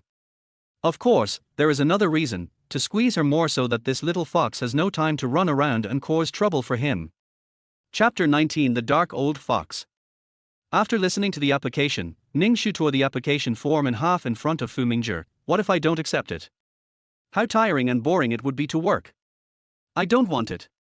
I am more suited to the kind of life where you just sit and wait for death, eat, drink and have fun. She doesn't care about fashion trends, she loves freedom more. Really want to work for Fu Mingzhi? Can he afford to pay her wages? Don't even think about paying with her body, although she really likes his status and even has a little taste for it, but so what? Fu Mingzhi was not angry. He looked at Ning Shu and said directly, this morning, Fu Yuanhuai came to see me and recommended someone to the company's clothing design department. Fu Mingzhi looked at the expression on Ning Shu's face, paused deliberately, and whetted her appetite. He smiled angrily, I thought you would be interested. Since you are not interested, forget it. Ning Shu suddenly remembered Ning Yu's confident expression when she went back today. It seems that Ning Yu has not given up Fu Yuanhuai yet. But why doesn't she want to see them in pairs? It's not jealousy or envy. It's just very simple. I don't want these two people to be together. What should I do? Ning Shu received news that Fu's clothing business has been in a state of profit and loss in recent years. Such a big brand has been losing money all the time. This is not to make Fu's a shame in the clothing industry and nail it to the pillar of shame. Fu's has spent a lot of manpower and material resources on clothing design in recent years, but there has been no special effect. Nowadays, Fu's clothing is almost dying. Only some old customers are left, which is not enough to support the next quarter. The entire Fu's clothing is going to be cold. Fu Mingzhi came back to save Fu's clothing design. Although Fu Yuanhuai's rank is not as high as Fu Mingzhi, clothing design is indeed one of his businesses. Fu Yuanhuai brought Ning Yu to Fu's clothing design, hoping that Ning Yu could make Fu's clothing design a success and win the favor of Mrs. Fu. In this way, the relationship between the two can be saved. Besides, Ning Yu has the Ning family behind her. By then, Fu Yuanhuai will be like a fish in water, with a double harvest of career and love. Ning Shu studied clothing design, and she is a clothing designer from a famous university. TSK. If Ning Shu joins Fu's fashion design department, you will be the one threatened, right? If Ning Shu really helps Fu Yuan, your position as the president will be in jeopardy. That's why you let me join Fu's fashion design department, right? Fu Mingzhi looked at Ning Shu calmly, and did not deny it. Don't you hate that Fu Yuan cheated on you? If we work together, wouldn't it be a win-win situation? Can you watch Fu Yuan live with the one who cheated on you? At the beginning, Ning Shu climbed onto his bed in her wedding dress on purpose, just to get revenge on Fu Yuan. How can he let Fu Yuan gain the upper hand now? Therefore, from the moment he proposed to let Ning Shu join Fu's fashion design department, he had guessed that Ning Shu would not refuse. Knowing that she was angry that Fu Yuan cheated on her, she was even more angry about Ning Shu's actions. Naturally, she would not let Fu Yuan and Ning Shu live together. What an old fox, he took advantage of her. Ning Shu looked at Fu Mingzhi and suddenly felt that this man was really dangerous. What did Su Man say at the beginning? Fu Mingzhi was not simple, he was indeed an old fox. Fu Mingzhi looked at Ning Shu's expression and handed over the application form in his hand. Ning Shu looked at the application form handed over in front of her, helpless and helpless. In the past, she made others helpless and helpless, but now, it was others who made her helpless. Fu Mingzhi, interesting. Ning Shu filled in her information very quickly and slapped the application form in front of Fu Mingzhi, old fox, then happy cooperation. Fu Mingzhi was also very impolite, little fox, happy cooperation. Chapter 20 What belongs to my husband is mine. After getting the key to the villa from Fu Mingzhi and putting the things back in the villa, Su Man called and asked about getting the marriage certificate. Su Man still found it incredible. Ning Shu, this isn't you, right? Ning Shu smiled and said, not only did I get the marriage certificate, but I also promised that old fox that I would join his company and help him defeat Fu Yuan. Tell me, have I been brainwashed by that old fox? Oh my god, Ning Shu, who possessed you? How dare you do such a thankless task? Su Man almost dropped her jaw in shock. How could she not know what kind of person this good friend was? This is definitely a failure. Otherwise, come out and have some milk tea, and I'll talk to you in detail. Okay, the old place. There are quite a few cars in Fu Mingzhi's garage, and they are all very low-key. She picked the most dazzling yellow Porsche and drove out. Along the way, many people whistled at her. Su Man arrived at the milk tea shop first. She watched Ning Shu get out of the yellow Porsche from upstairs and throw the keys to the waiter. Ning Shu went straight up to the second floor, and Su Man quickly called her over. Dear, this is a limited edition Porsche. Your husband is very generous. Ning Shu smiled, he has a bunch of antiques in his garage, so he can drive them around. Su Man raised her thumbs up and asked, should I call you Mrs. Fu now? Don't tease me. It's just a transaction between me and that old fox. Ning Shu sat down, took a sip of passion fruit lemon, and leaned comfortably on the soft sofa, looking very happy. Su Man leaned over and said, this is not your style. Are you serious? Ning Shu smiled and said, honey, don't you think it's exciting to play like this? Su Man looked at Ning Shu and sighed, I'm afraid that you might get yourself into trouble while playing. Man, do you think I will get myself involved? Ning Shu smiled, thinking that in the office, Fu Mingzhi was able to restrain his sexual desire, which showed that this person had strong self-control. Su Man nodded very unceremoniously, you can 100%. Then do you want to take a gamble? Su Man became interested and pointed at the Porsche downstairs. How about that limited edition Porsche? Make a deal. Ning Shu was also very straightforward. Su Man smiled, isn't this your husband's car? Can you decide? Ning Shu also smiled wickedly, dear, you said that he is my husband, and their husband's things naturally belong to his wife. What's more, I helped him so much, it's not too much to take something from him as a reward. Su Man smiled confidently, okay, it's settled. I've had my eyes on this car for a long time, but unfortunately, I can't find a way to buy it. Ning Shu stopped laughing and his face suddenly became serious. Go and help me investigate the matter about Fu's fashion design. Fu's fashion design is an old brand. In the past few years, it has always been mediocre. Especially in the past 2 years, it has fallen from the altar. As a Fu's brand, such a big brand, it is impossible to fall to this point. I suspect that someone is interfering in this matter. Is this why you joined Fu's fashion design department? Fu Mingzhi asked you to go in and investigate this matter for him. Ning Shu shook his head. Fu Mingzhi is an old fox. How could he let me handle the things he wants to investigate? I guess he asked me to join Fu's fashion design department to contain Ning Yu. Once Ning Yu has made progress in the fashion design department, it will definitely affect the position of the old fox Fu's president. If I go in and check Ning Yu, he can reap the benefits. Suman said, he doesn't know your true identity yet, right? Sending you to check and balance Ning Yu rashly is not a good choice. What on earth is he thinking? Where does he get the courage to let you, a person who knows nothing, enter this department? Ning Shu was also helpless. At that time, I heard him discussing innovation with the fashion design manager in his office, so I reminded him. Unexpectedly, he noticed my uniqueness and directly let me join the fashion design department. Chapter 21 Two Foxes Fight. Suman looked at Ning Shu and felt that the yellow car outside was destined to be hers. I always feel that this little fox Ning Shu will fall into the hands of this old fox Fu Mingzhi. Thinking of this, she became even more excited.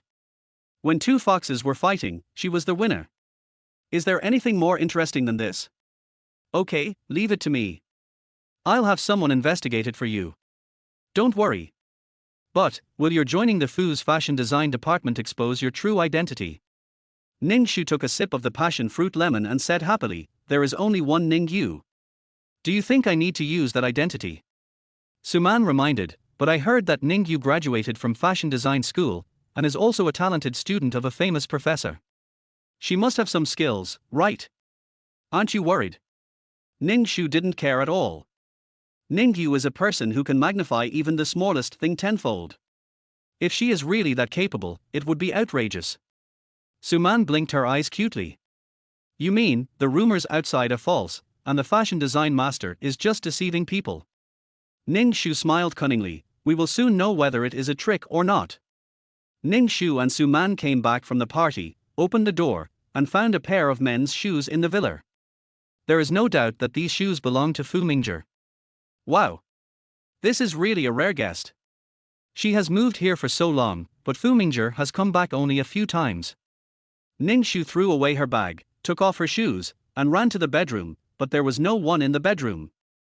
There was no one in the bathroom, no one in the lobby, and there was only one last place left. Ning Shu opened the door of the study and saw Fu Mingzhi as expected.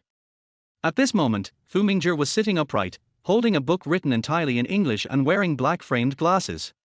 At that moment, he was filled with the illusion of abstinence. The bookish aura all over his body made Ning Shu want to pounce on him immediately. And that's exactly what she did. Hubby, you're back. Ning Shu suddenly threw herself into Fu Mingzhi's arms and kissed his ascetic face. Fu Mingzhi was also very rude. He hugged her slender waist and squeezed it hard. Ning Shu groaned, and that completely ignited Fu Mingzhi's evil fire. The anger that I suppressed in the office today was like a volcanic eruption, and it was out of control. The jeans that were in their way were quickly thrown away, creating ripples across the room. Fu Mingzhi used the posture that he wanted to use in the office today. Sure enough, it was a subversive experience. He almost felt extremely happy. Neither of them would admit defeat and they were determined to overwhelm the other. Unfortunately, after fighting for 300 rounds, both men fell down and both were injured. In the end, Fu Mingzhi still had a little conscience and carried her back to the room. When I woke up, Fu Mingzhi was no longer in bed. Ning Shu lay on the bed, rubbing her waist and cursing Fu Mingzhi as a beast. Thinking of the passionate love between the two of them last night, Ning Shu's face instantly became hot. She patted her face with her hands. Ning Shu, why are you being so crazy? You are little fox, if you continue like this, you will probably fall into the hands of that old fox, so don't take it lightly. We are all 1,000-year-old foxes, so no one should play strange stories from a Chinese studio with anyone else. The cell phone suddenly rang. Ning Shu picked up the phone lazily. Fu Mingzhi's lazy and deep voice came, are you up? Remember to be at the company on time at 9 o'clock, don't be late. Ning Shu raised his head lazily and glanced at the alarm clock on the table.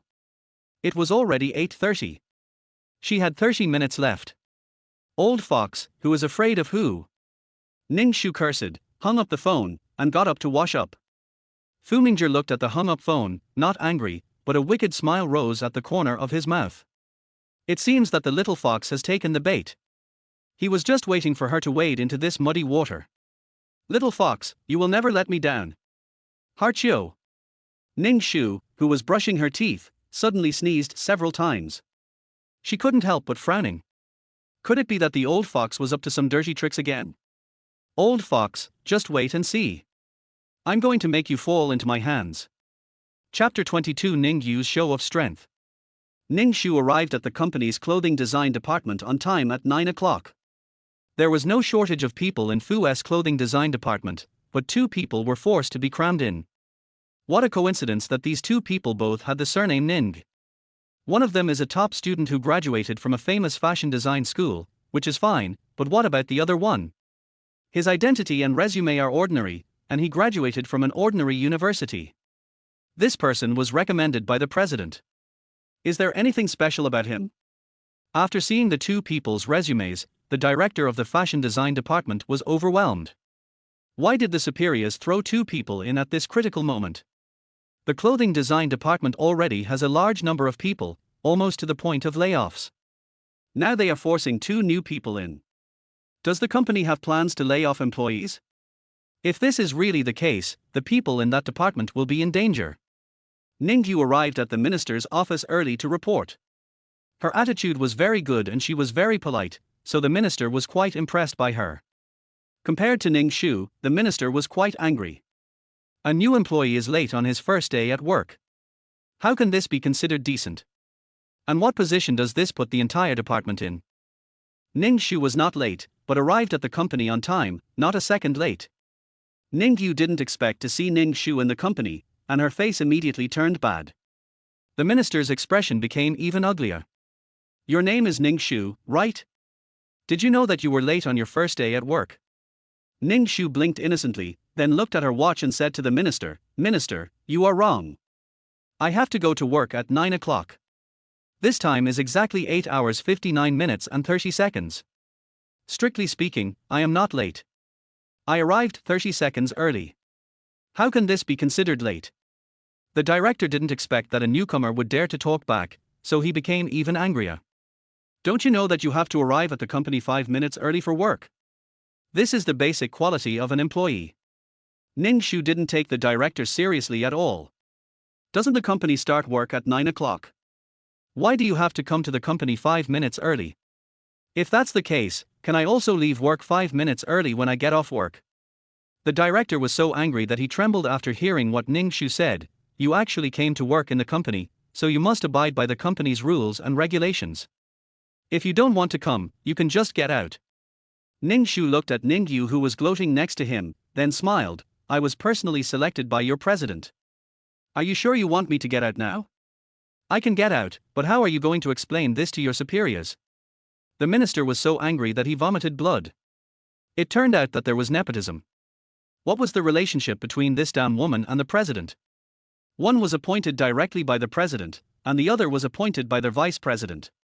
Both of them are difficult to deal with, and it would be bad to offend either of them. After weighing the pros and cons, the minister finally compromised. The manager had already explained in the morning that these 2 people must be properly arranged, otherwise if the 2 above were to pursue the matter, they would not be able to bear the responsibility. Although the director was very angry, he could only hold back and said to Ning Shu, since you are here, come and sit down. Although you 2 are new, you still need to understand the company's rules and regulations. Ning Shu sat next to Ning Yu, and the 2 of them didn't communicate at all, as if they were strangers. The relationship between the 2 of them is not good to begin with, so just pretend not to know each other. The minister said a lot and then assigned both of them out. Ning Yu looked at Ning Shu with pride, unable to hide the sneer in her mouth. Fu Mingzhi actually put you in the fashion design department. It's ridiculous, people like you. Do you know what fashion design is? The clothes you design, I guess even beggars won't wear them, right? Ning Shu didn't care at all. Facing Ning Yu's sarcasm, she just smiled faintly. Really? Then let's wait and see. Let's see who designs clothes that even beggars won't wear. Chapter 23 The CEO also eats in the dining hall. Ning Yu couldn't guarantee other things, but when it came to fashion design, it would only take a few minutes for her to control Ning Shu. She graduated from a prestigious fashion design school. What was Ning Shu in front of her? Ning Yu looked proud and confident, really? Then we'll wait and see. Ning Yu walked past Ning Shu with an arrogant look on her face, as if she was sure to win. Ning Shu shrugged nonchalantly, okay. Don't cry if you lose. Ning Yu clenched her fists, frowned slightly, and turned around angrily. Ning Shu, where do you get the confidence to compete with me? You are just a country girl from the countryside. You think you can fight me? It's ridiculous. You can't beat me in front of your biological parents. Your fiancé has fallen in love with me. Everything you have belongs to me. You should just go back to your hometown and continue to be a country girl. I don't know why that old immortal thing would take someone like you back. Only in front of Ning Shu would Ning Yu completely tear off the hypocrisy she usually pretended to be and completely expose her ugly face.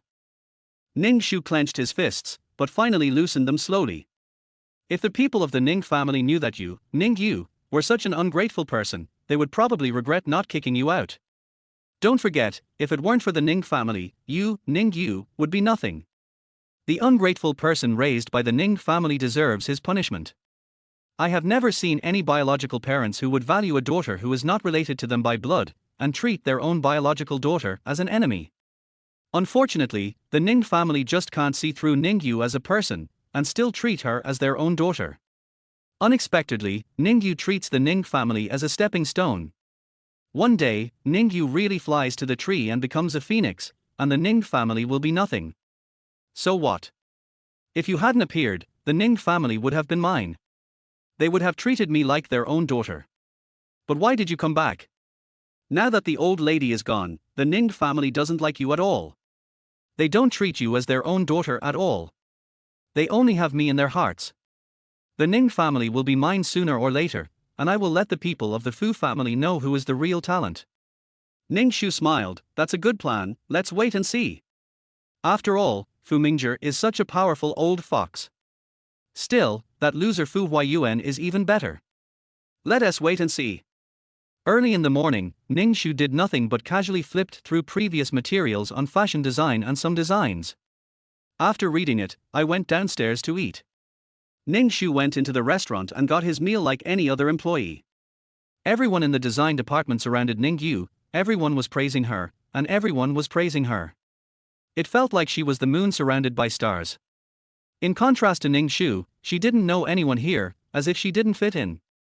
Ning Yu gave Ning Shu a mocking smile, as if to say, how can a country girl like you compare with me? Ning Shu didn't care either. This kind of clique-forming behavior only appeared in elementary school students. Ning Yu's behavior was similar to that of an elementary school student. If I really argue with her, wouldn't that make me seem even more childish?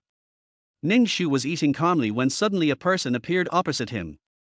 Ning Shu subconsciously raised his head and found that it was the old fox. Ning Shu looked around and found that everyone around her was staring at her. Ning Shu whispered to Fu Mingzhi, you are a CEO, why are you here? Are you afraid that others don't know about our relationship? Fu Mingzhi said as a matter of course, come and eat. Ning Shu simply couldn't believe that a CEO would actually eat in the cafeteria. What kind of joke was this? But soon, Ning Shu discovered that not only Fu Mingzhi was there, but that loser Fu Yuanhuai was also there. When that loser saw Ning Shu, he was stunned for a moment, as if he didn't expect to see Ning Shu in the company's cafeteria. Ning Shu thought that only the company's employees would come to this kind of cafeteria. After all, which company's president would go to the cafeteria? Is that so down to earth? Chapter 24 Men's Cleanliness. Ning Shu soon discovered that, it turned out that the Fu Group's president, other leaders, including upper management, all came to the restaurant to eat. All Fu's restaurants are unified, regardless of status or power. Anyone who is a member of the Fu Group can eat in the restaurant with their employee ID. The food in this restaurant is particularly good. There are a variety of dishes, which are not inferior to those in high-end restaurants outside. Some senior officials who had a good relationship with Fu Mingzhi also sat down directly, greeted him, and talked about company matters. Fu Mingzhi chatted with them in a very approachable manner, and it seemed that no one noticed the existence of Ning Shu, a small person. It seems that it is normal for everyone to sit together. Ning Shu finished his meal quickly and went out with the plate. Fu Mingzhi also followed her and said calmly, "Come to my office later." Ning Shu, what's the point? As the saying goes, when you are well fed and warm, you will think about sex. This is referring to people like Fu Mingzhi, who appears to be a gentleman on the surface, but actually has more fun than anyone else in private. Ning Shu knew best what kind of person he was in private. After much deliberation, Ning Shu decided to go to Fu Mingzhi's office. It's lunch time now. Fu's company gave an hour for lunch break. At this moment, everyone else in the company had gone back to rest, and the entire floor was empty. Ning Shu opened the door of the president's office and found Fu Mingzhi looking at the company's information. With black eye sockets, he gave people a feeling of abstinence. But only Ning Shu knew how dissolute this man was in private. Seeing that there was no one around, Ning Shu stopped pretending and walked directly to the opposite side of Fu Mingzhi's desk, sat down, and asked directly, "You suddenly asked me to come to the office, don't you want to do something with me?" Fu Mingzhi raised his head and glanced at Ning Shu. "You think too much. There is a small single room next door with a bed. You can come here for a 1-hour nap at noon." Ning Shu looked at Fu Mingzhi with a smile. "Is the small room convenient for doing certain things?" Fu Mingzhi looked at Ning Shu with a warning look. "Last night wasn't enough, do you want to do it again?" Ning Shu thought about her waist and decided not to tease him. This man was indeed incredibly durable in this aspect, and if she teased him, she would have to bear the consequences. Ning Shu obediently went to open the side door, and sure enough, there was a small bed. The quilt covers were pure white, very clean, and neatly folded, meticulously. Sure enough, it is in line with Fu Mingzhi's style. Looking at those neat and white things, Ning Shu had a feeling that if they were messed up and dirty, Fu Mingzhi would be mad to death. Ning Shu didn't even take off her socks, but threw herself directly onto the soft bed, sighing comfortably. That old fox really knows how to enjoy himself. There is such a comfortable bed in the office that I can sleep on at any time. No, you can also sleep with some people, but this place is a bit small and it's not easy to do so. It should just be a lunch break. For an old fox like that, with such a big commotion on the bed, there is no way he would force himself to do that kind of thing in such a small place. Thinking of this, Ning Shu lay down peacefully and fell asleep. She has the habit of taking a nap at noon. Not sleeping will make her feel unnerved. When she is in a bad mood, her condition is not good and she is prone to going crazy. Fu Mingzhi didn't hear any sound from inside for a long time. He put down the documents in his hand, opened the door and took a look. He found that Ning Shu had fallen asleep. His sleeping posture was not very good, and he was almost lying on the bed with his arms and legs spread. This sleeping position really suits her style, uninhibited and unrestrained. Fu Mingzhi walked over helplessly, covered her with a quilt, took off her socks, put them neatly into her shoes, then turned and left. When Ning Shu woke up, he stretched comfortably. "I found that I was covered with a quilt and my socks were gone." She turned sideways and saw her socks neatly placed inside her shoes, which made her laugh. "I have never seen such a clean man." Chapter 25. I'm not someone else. Ning Shu put on her shoes and came out of the small room, and found Fu Mingzhi still looking at the information seriously, with a straight figure and meticulous work. That serious look actually has some of the flavor of a president. "Woke up." Fu Mingzhi didn't raise his head, but he heard the sound of Ning Shu opening the door. Ning Shu yawned and said, "Yeah. I woke up and feel a little thirsty." There was an old man's cup in front of Fu Mingzhi, but no one knew what was in it. "He doesn't look very old, but everything he uses is quite old-fashioned." Ning Shu didn't wait for Fu Mingzhi to speak, and directly picked up his master's cup, opened it, and found that there was tea brewing in it. Tsk. Unexpectedly, this old fox is actually quite healthy. Ning Shu took a sip and found the tea tasted quite good. She couldn't help but drink another sip. Fu Mingzhi looked at the cup of water that Ning Shu had drunk from, and his brows unconsciously frowned. Ning Shu drank while observing the changes in Fu Mingzhi's facial expression. He found it funny in his heart. He was indeed a misophobia. Ning Shu was indeed thirsty, and since the tea was well brewed, she drank a few more sips. By the time Ning Shu put down the cup, she had already drunk half of the tea in it. Fu Mingzhi saw Ning Shu put down the cup and said to Ning Shu, "Next time you want to drink water, there is a disposable cup over there." Ning Shu looked at Fu Mingzhi with a smile, like a little fox. "Oh. Why use disposable cups? It wastes resources and creates garbage. We are husband and wife, so we can share a cup. It's more environmentally friendly. Fu Mingzhi raised his eyebrows slightly. I don't like sharing my personal belongings with others. Ning Shu suddenly came up to Fu Mingzhi and said with a smile, you said that was someone else. Am I someone else? I am your wife. Fu Mingzhi. This statement is actually impossible to refute, as if it is indeed the case. What should I do if I still feel disgusted when looking at the place where Ning Shu drank?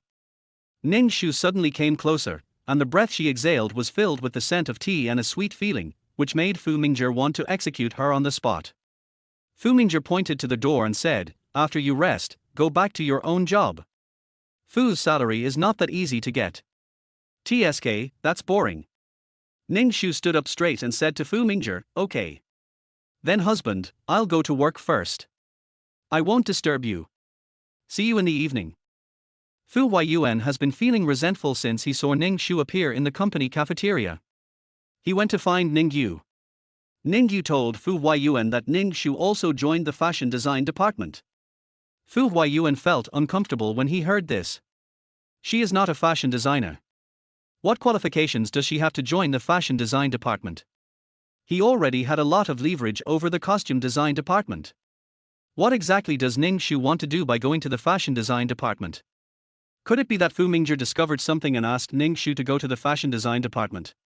Ning Yu looked at Fu Yuanhuai and said in a teasing tone, Brother Yuanhuai, I heard from the HR department that it was your uncle who asked Ning Shu to join the fashion design department. Why did she, who doesn't know anything about fashion design, run to the fashion design department? When Fu Yuanhuai heard that it was Fu Mingzhi who asked Ning Shu to go to the fashion design department, he felt terrible. You mean, my uncle asked Ning Shu to come in? Ning Yu nodded, Brother Yuanhuai, I guess my uncle knows that you let me join the fashion design department, so he doesn't want to suffer a loss and let Ning Shu come in as well. But she is a person who knows nothing, so if she joins the fashion design department, there shouldn't be any problems. Fu Yuanhuai didn't believe that his uncle really let Ning Shu in just to suppress Ning Yu. There must be some other reason. Fu Yuanhuai said to Ning Yu, yeah, you know that my uncle has the final say in Fu's company. If I can't make some achievements in the fashion design department, the old lady will definitely look down on me. She doesn't value me, but my uncle. Yeah, I need your help.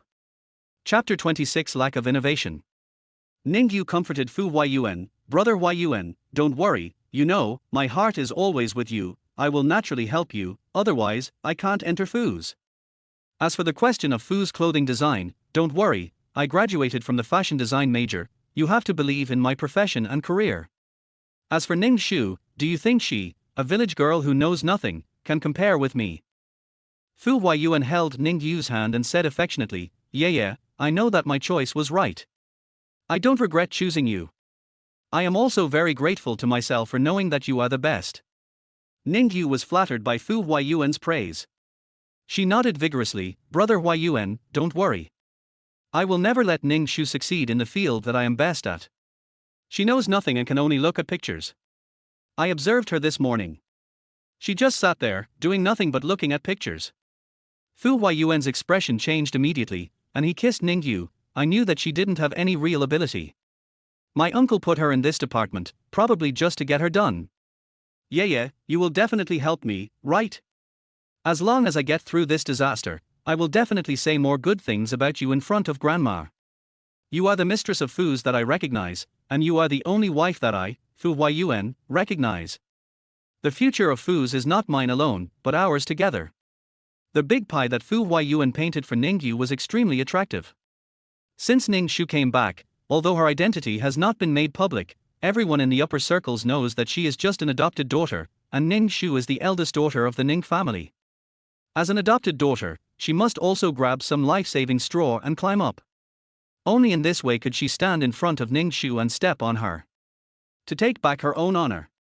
Ning Shu spent the whole afternoon looking through all the styles of Fu's clothing in recent years. They were all very old-fashioned styles. No wonder Fu's clothing fell from grace. There was no innovation at all and it remained unchanged. These clothes will make you bored after looking at them too much. How could anyone buy them? It is normal for sales to fall. Also, over the years, Fu's has not recruited any new people and has only used some old designers. Not only that, the clothes designed by some designers are really hard to describe. No wonder it was eliminated. After reading it, Ning Shu was amazed. The company didn't react at all and just wasted several years. It's quite interesting. When it was time to get off work, Ning Yu deliberately came to Ning Shu. Ning Shu stretched and said with a smile, "Oh, I finally made it to the end of the get off work day." It was time to get off work without any surprises. Ning Yu looked at Ning Shu, and the corners of her mouth rose. "It seems that this job position is quite suitable for you." Ning Shu glanced at Ning Yu and said, "It's not bad. You don't have to look at anything, just look at the pictures. This kind of work is easy and comfortable.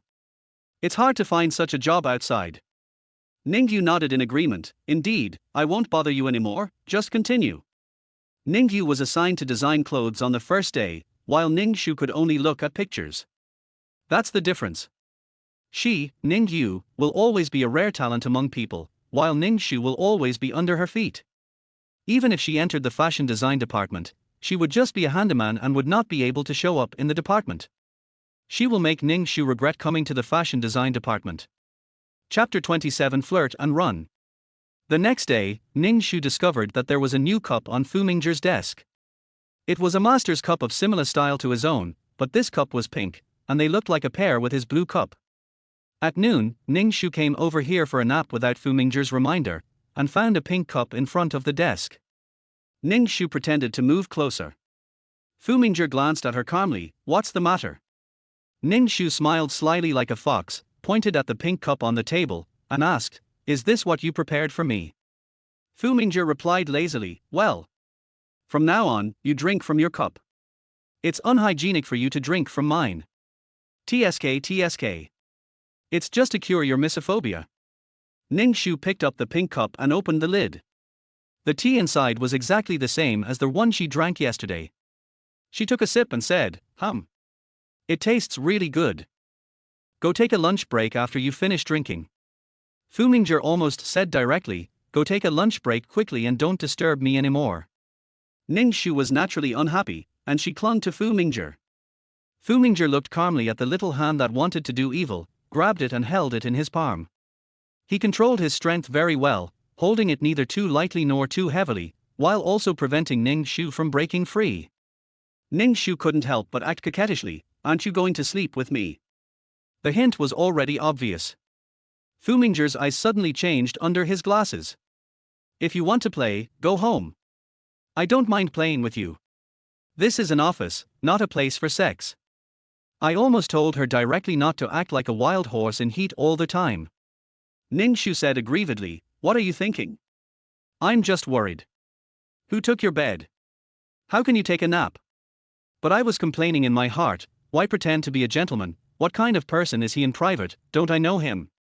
Why are you pretending? "Fu Mingzhi, I won't take a nap, you just sleep." Ning Shu pulled her small hand out of Fu Mingzhi's big hand and gently stroked Fu Mingzhi's chest. "Hubby, you are so nice to give me the bed. You have worked hard." The little hand was deliberately teasing the chest, wantonly igniting it. Fu Mingzhi grabbed the little hand that was stirring up the fire and his body was almost set on fire.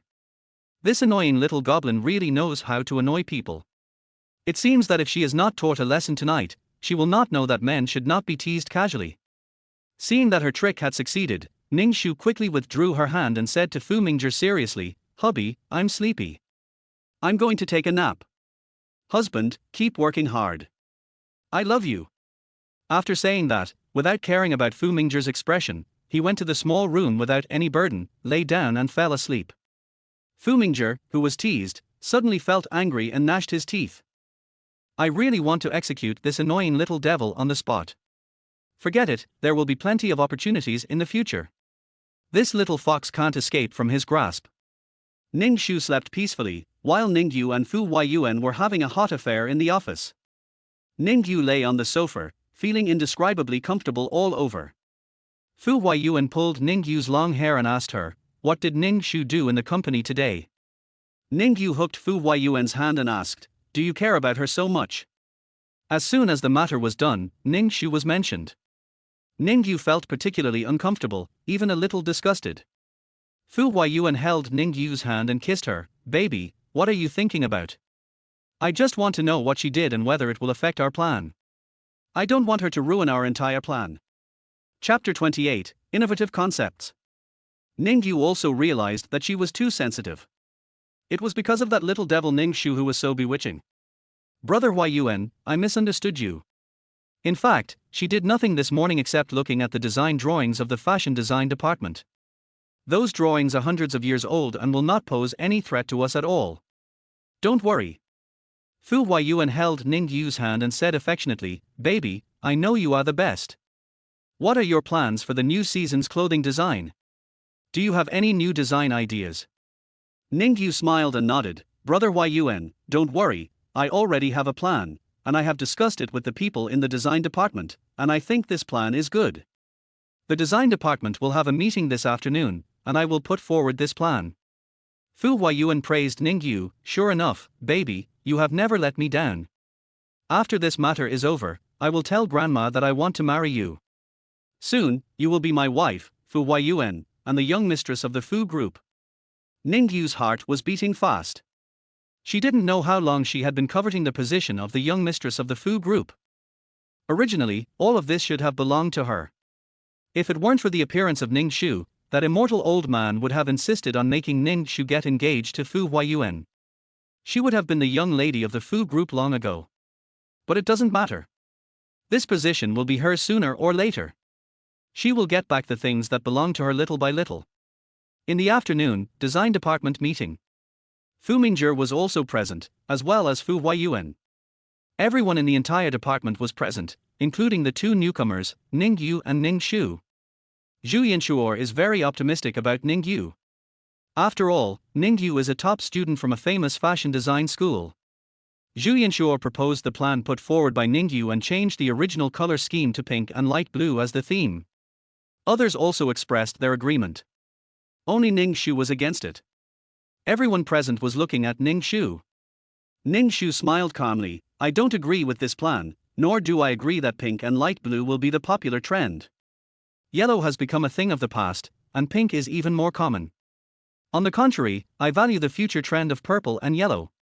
Not only that, I also did some surveys and reports, and it's obvious that many people prefer purple and yellow in terms of color this year. Ning Shu turned on his computer and projected the app on it directly onto the projector in the office, infinitely magnifying the survey results so that everyone could see the results of the survey. The choices of purple and yellow have always been at the top of the list, while other colors are less than half of these two. Ning Yu clenched her fists and questioned Ning Shu directly. The results of your app survey only represent a small number of people, and pink and light blue are indeed very popular elements recently. Ning Shu agreed, you are right. Pink and light blue are indeed the most popular colors recently. However, just because these two colors are popular now doesn't mean they will always be popular. Audiences have aesthetic fatigue. If the colors of the next season are still these two colors, it is not innovation at all. It is just copying the trend.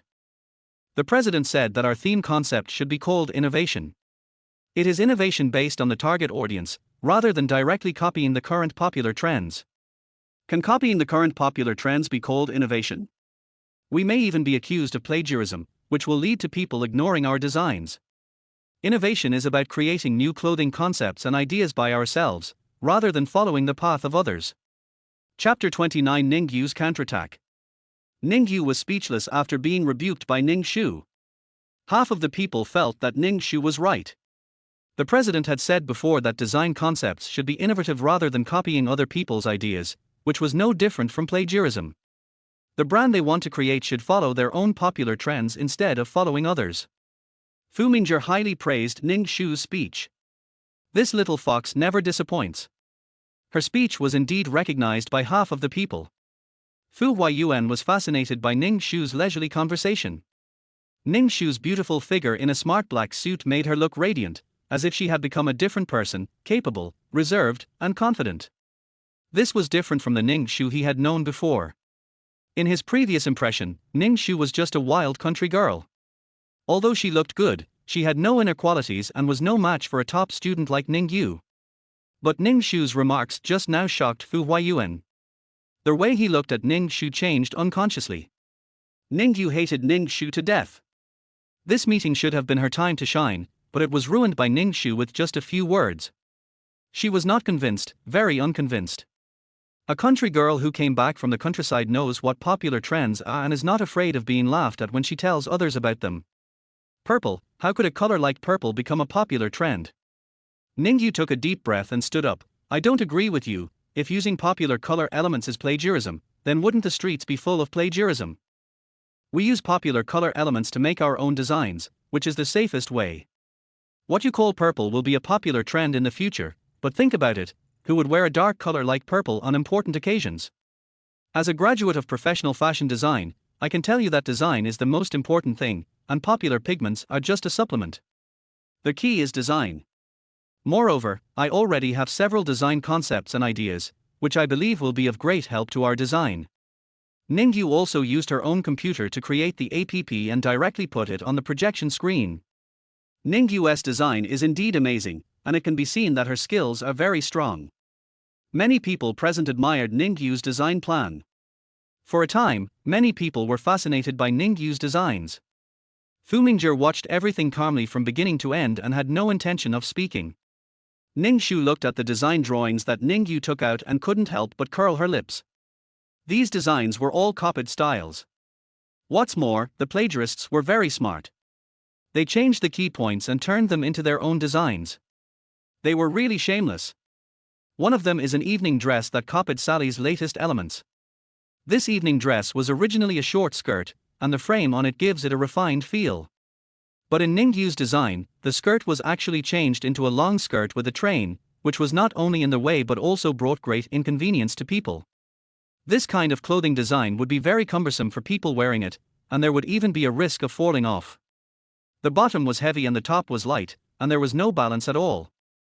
After all, there were too many fancy things done underneath. It is impossible for someone who really knows how to design clothes to make such a mistake. It is obvious that Ning Yu is not suitable for design at all. Her so-called prestigious school and title of top student may very well be fake. Really interesting. Chapter 30, divided into two groups. Fu Yuanhuai, general manager of the design department, has always been optimistic about Ning Yu. It would be more accurate to say that he is optimistic about Ning Yu because she is a top student from a prestigious university. He was the first one to stand up and agree with Ning Yu. Others also raised their hands to say that Ning Yu was right, and that the design styles were very special and amazing. This is a very bold innovation for Fu's clothing. Almost everyone agreed with Ning Yu's point of view. After Ning Yu sat down, she looked at Ning Shu's expression, which was full of arrogance, as if to say, see. There is no comparison between a pheasant and a phoenix. A pheasant is a pheasant after all, no matter what, it can never fly onto the tree branch and turn into a phoenix. Ning Shu, you are a country girl who knows nothing. What qualifications do you have to compete with me? He looked so arrogant, as if he had already won. Fu Mingzhi was not in a hurry and just looked at Ning Shu. There's no way this little fox can be defeated so easily. Ning Shu smiled and said, since we have different ideas, why not let the president decide for himself? How do you think? Fu Mingzhi thought Ning Shu would refute Ning Yu, but unexpectedly, she would actually hand the difficult problem to him. Fu Mingzhi looked at everyone for a long time before speaking. Since the two have different design concepts, why not implement both plans together? One plan will be based on Ning Yu's plan, and the other will be based on Ning Shu's plan. In the end, whoever wins will use their plan this year. The design department was suddenly divided into two groups, one headed by Ning Yu and the other headed by Ning Shu. The clothing manager Fu Yuanhuai chose to be in the same team with Ning Yu, and the clothing department director Fu Yuanjin was forced to be in the same team with Ning Shu, and instantly felt unlucky. But this was the team assigned by the president himself, so he couldn't refute it and could only blame himself for his bad luck. He obviously supported Ning Yu, but why was he assigned to Ning Shu's side? He was unwilling to accept it, but he could do nothing about it. After all, that was the president's order, and no one dared to disobey. After the meeting, Ning Yu and his men walked past Ning Shu in a haughty manner. Ning Yu whispered to Ning Shu, I am looking forward to your design, let's wait and see. You must give me some strength, I don't want to win too easily, you have to at least give me some pressure. Ning Shu chuckled.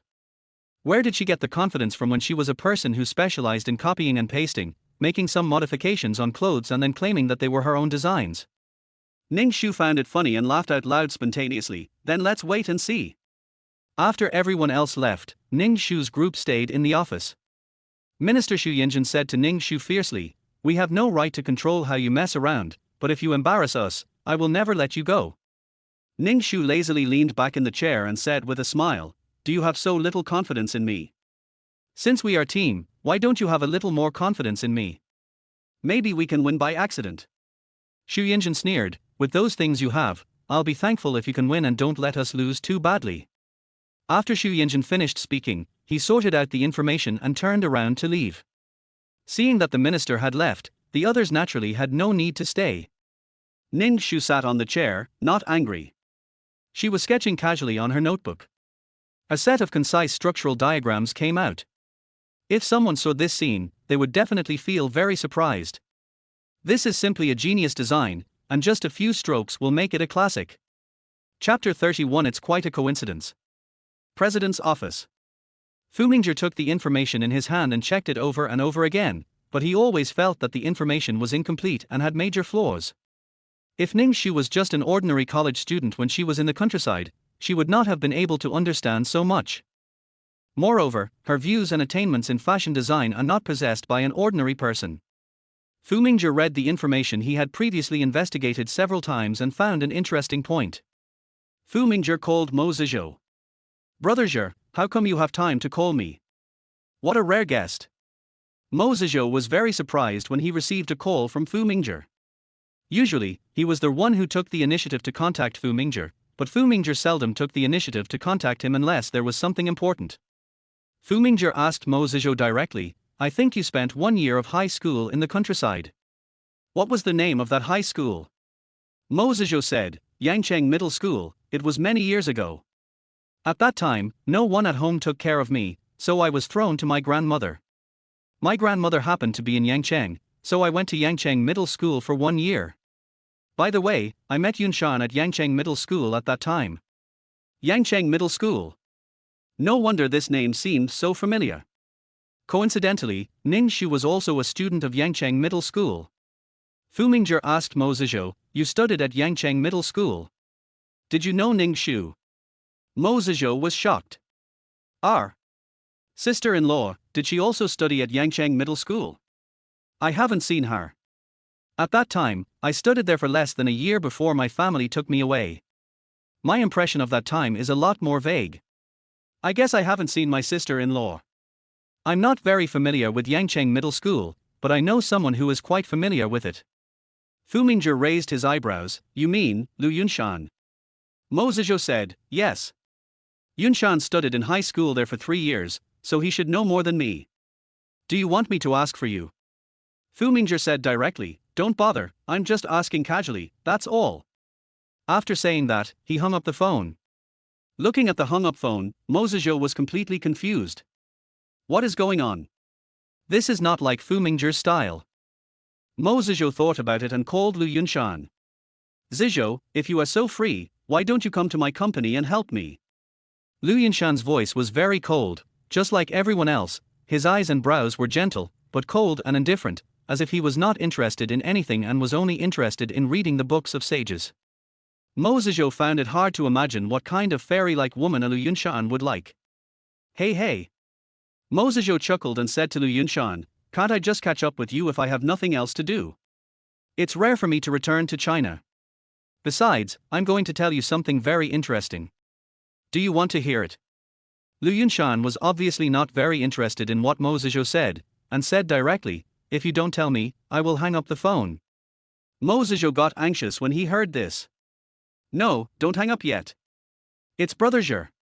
Didn't he get married recently? Did you know that his wife, or sister-in-law, actually went to the same high school as us? Don't you think it's interesting?" Hearing this, Lu Yunshan, who was always well-behaved and reserved, showed a look of pain on his face. It was a pity that Mo Zizhou was not present, otherwise, he would definitely be very surprised, and Lu Yunshan would have had such an expression. Lu Yunshan paused for a long time before he slowly spoke and pretended to be calm and asked, "And then?" Chapter 32. Don't know. Hearing Lu Yunshan's indifferent tone, Mo Zizhou felt that he seemed to have chosen the wrong person. After all, people like Lu Yunshan, who were incorruptible, upright and gentle, always gave people a feeling of keeping people at a distance. How could he like gossip? What's more, there were so many people in that middle school, how could Lu Yunshan remember a woman's name? Mo Zizhou could only smile awkwardly. No, I just think it's quite a coincidence. Just now, Brother Zhe asked me if I knew my sister-in-law when I studied there before, but I was there for such a short time that I didn't have time to get to know other people. The only person I can remember is you, so I wanted to ask you if you know Ning Shu. Ning Shu, this name is a taboo for Lu Yunshan. A taboo hidden deep in my heart.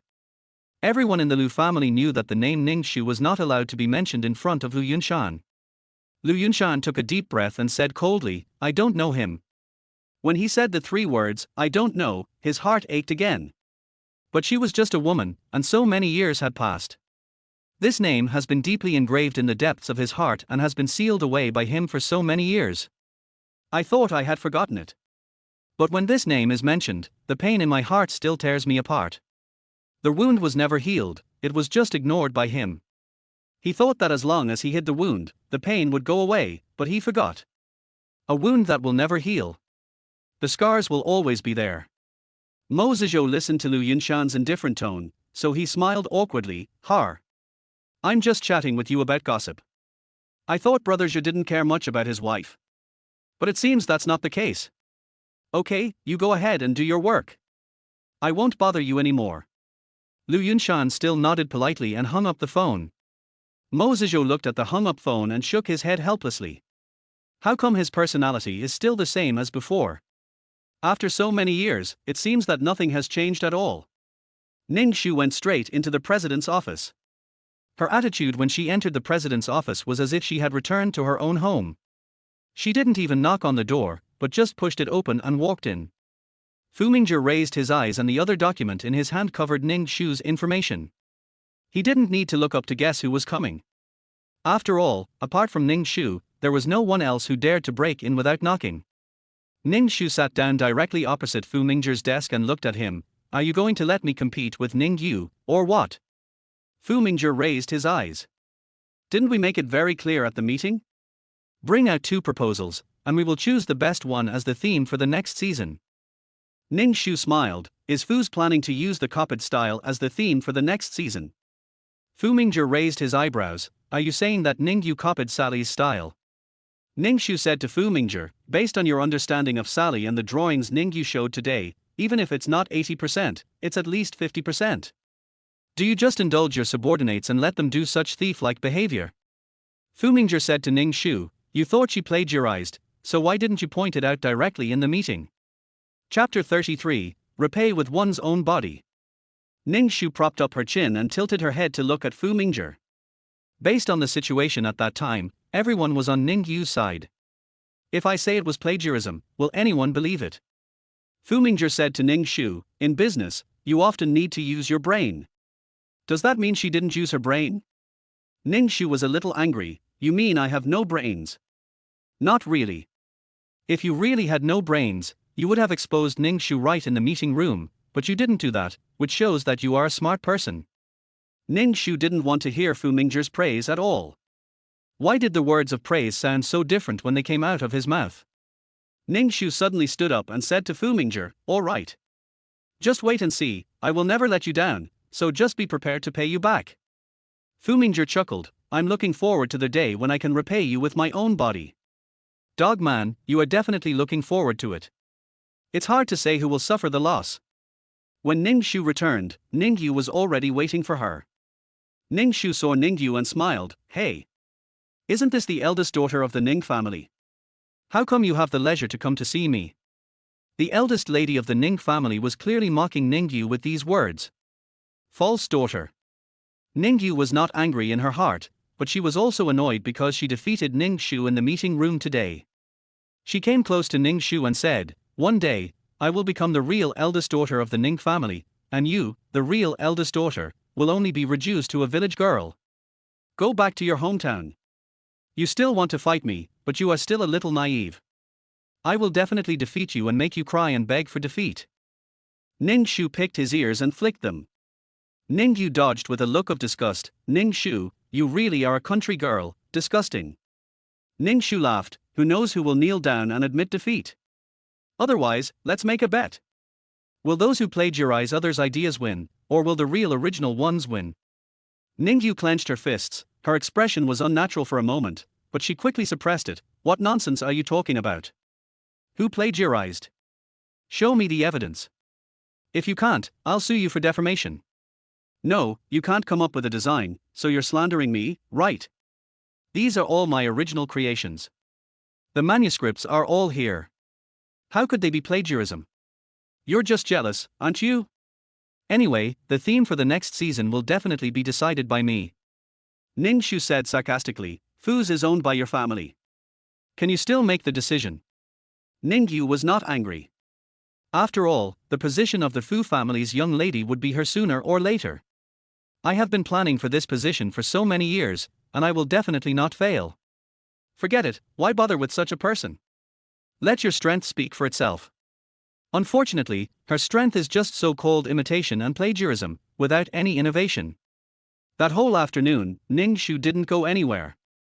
He just sat there, drawing. The sketches of clothes were drawn one by one. She was very satisfied with the sketches.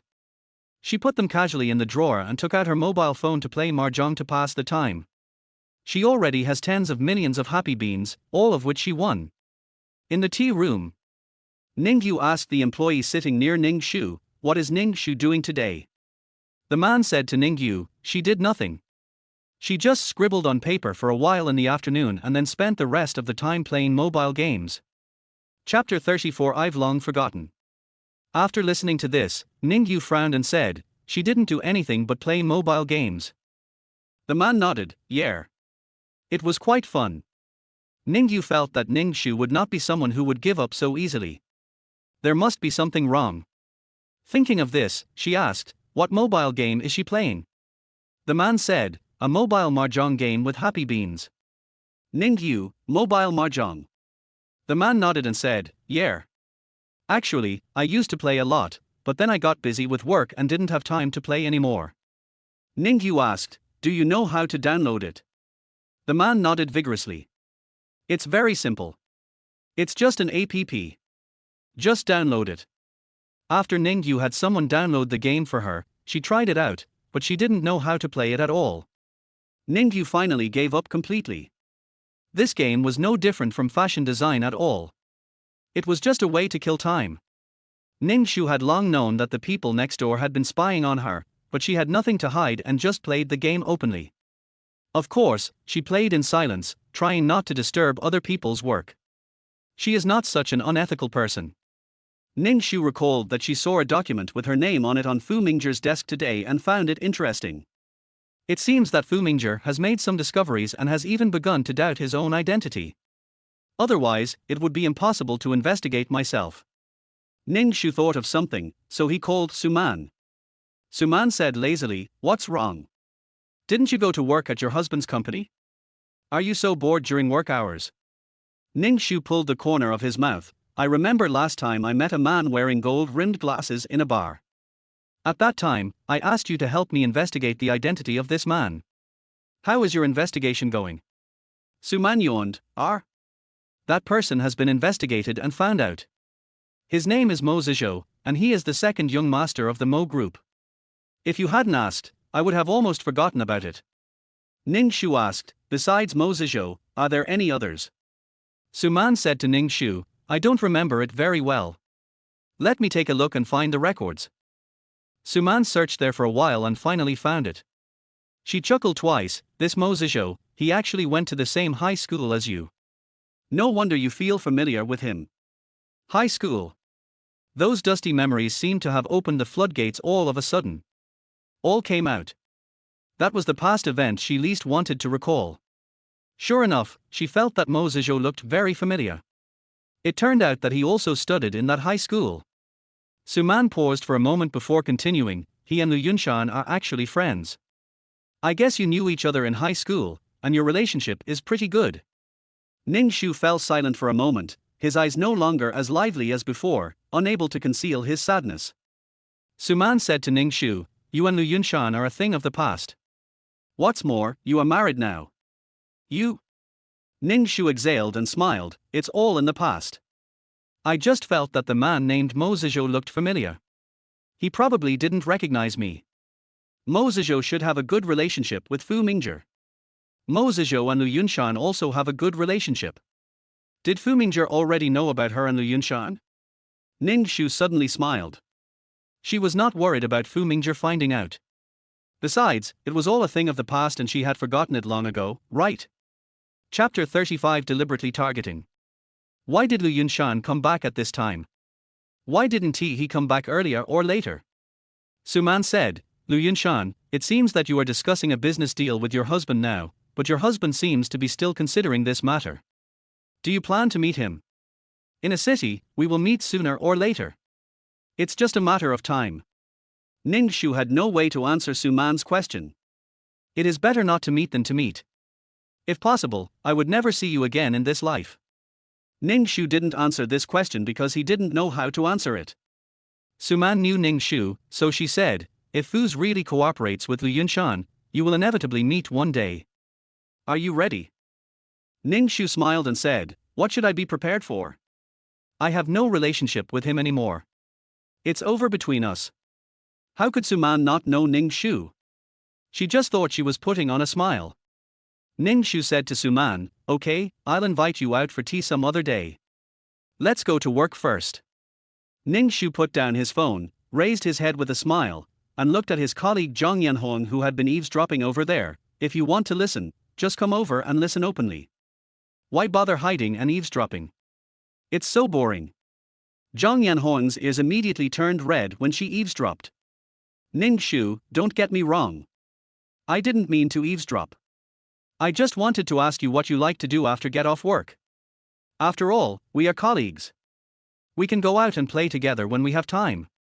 Ning Shu said directly, I don't like playing with others, I like playing by myself. Zhang Yanhong looked embarrassed, well. I'm sorry. Then she left in shame. Ning Shu looked at Zhang Yanhong's leaving back, and his face suddenly darkened. I don't like a person named Zhang Yanhong, so I fired her. Fu Mingzhi was at work. At this time, no one would disturb him except a little fox. Fu Mingzhi thought about it, reached out and picked up the phone, read the message, and without asking anything, directly replied with the word, okay. When Ning Shu saw the word, good, the corners of his mouth curled up. It seems that this husband is quite good. The next day, at work, everyone in the department was talking about it. The discussion was about Zhang Yanhong's sudden dismissal. Why did the company fire someone for no reason? I heard that it was the president's intention. Did she offend someone? She usually works diligently, why did she suddenly quit? That's right. Even if it's a company, you can't just fire someone, right? Who knows what happened? Maybe he offended someone. Okay, everyone, stop talking nonsense here and stop making random guesses. Her case is related to her work. She often made mistakes at work, which caused losses to the company. The company finally decided to fire her. This is a normal operation of the company. When the crowd who were watching saw the minister coming out, they quickly ran away and went back to their work. The minister glanced at Ning Shu and said to her, Ning Shu, come in with me. Under everyone's gaze, Ning Shu followed the minister into the office. Ning Shu sat directly opposite the minister. Minister, is there anything you want to talk to me about? The director looked at Ning Shu and said, Zhang Yanhong has been fired. You will temporarily take over her job. If you have any questions, please ask other colleagues. Chapter 36 Minister's Hatred. She was fired, why should I be responsible for her work? Is there no one else in the company? The nature of my work is different from hers. Even if someone is looking for a replacement, it shouldn't be me. Ning Shu is not a soft persimmon, she has a backer. Moreover, her backer is the most important figure in the entire Fu family, and not everyone can be summoned or dismissed at will. Xu Yan was so angry that he almost jumped up and down, complaining in his heart, if it wasn't for your jealousy that drove the person away, how could there be a vacancy? There were already 2 extra people in the department, and the meaning of the higher-ups was to make corrections. You kicked that person out, so it's not a matter of course for you to take her place. What's more, this is the fashion design department, they don't want to keep idle people. If you don't do the secretarial work, who will? Xu Yinjin took a deep breath and kept reminding himself in his heart that this woman had a backer and she had a shady relationship with the president. He couldn't defend her. Even if she was ignorant, he couldn't resist her pillow talk and his position as minister would be in jeopardy. Ning Shu, this job is very simple. You just need to collect all the information. Why you? The reason is very simple. Everyone has their own job, except you. You are relatively free. Therefore, this position can only be replaced by you temporarily. When the company recruits a suitable candidate, you will not have to do it anymore. Xu Yinjin originally wanted to say that everyone in this department is very busy, but you are the only one who does nothing every day. If not you, who should do it? He applied for more staff today, and the people above replied that the department had enough staff, which meant that they would not be adding any more staff. If we can't add more staff, we can only find someone to do this job. And the most suitable candidate is Ning Shu, their idler. How could Ning Shu not see through Xu Yinjin's intentions? Minister, don't forget that you and I are in the same boat now. We will prosper together. Think about it, we are now a team. The president's intention is for us to work together with Ning Yu. Think about it, we have to design a plan and defeat them. Then the secretary's work must be done by others. Ning Shu pointed to the outside of a wall and said, besides, I'm not the only newcomer here. Isn't there another one? Why can't you let the person on the other side go but be the secretary? There is nothing wrong in picking on the weak, but unfortunately, she is not a weak persimmon and not everyone can pick on her. Xu Yang really wanted to argue with Ning Shu. Is she the same as you? Ning Yu is a top student, a graduate from a regular design university, and you are nothing. How dare you say such things? You really dare to let a top student become a secretary? However, Ning Shu was right about one thing, that is, they were together, that is, they were a team. So what? Xu Yinjin didn't care at all. After all, he never thought that he and Ning Shu were in the same team. He was just forced. If possible, he would definitely stand on Ning Yu's side. He was not willing to stand on Ning Shu's side because they both had backers. He cared more about Ning Yu's academic qualifications. Seeing Xu Yinjin frowning and not saying anything, Ning Shu said directly, I don't have time to replace you. Otherwise, you can ask the boss to find someone back as soon as possible.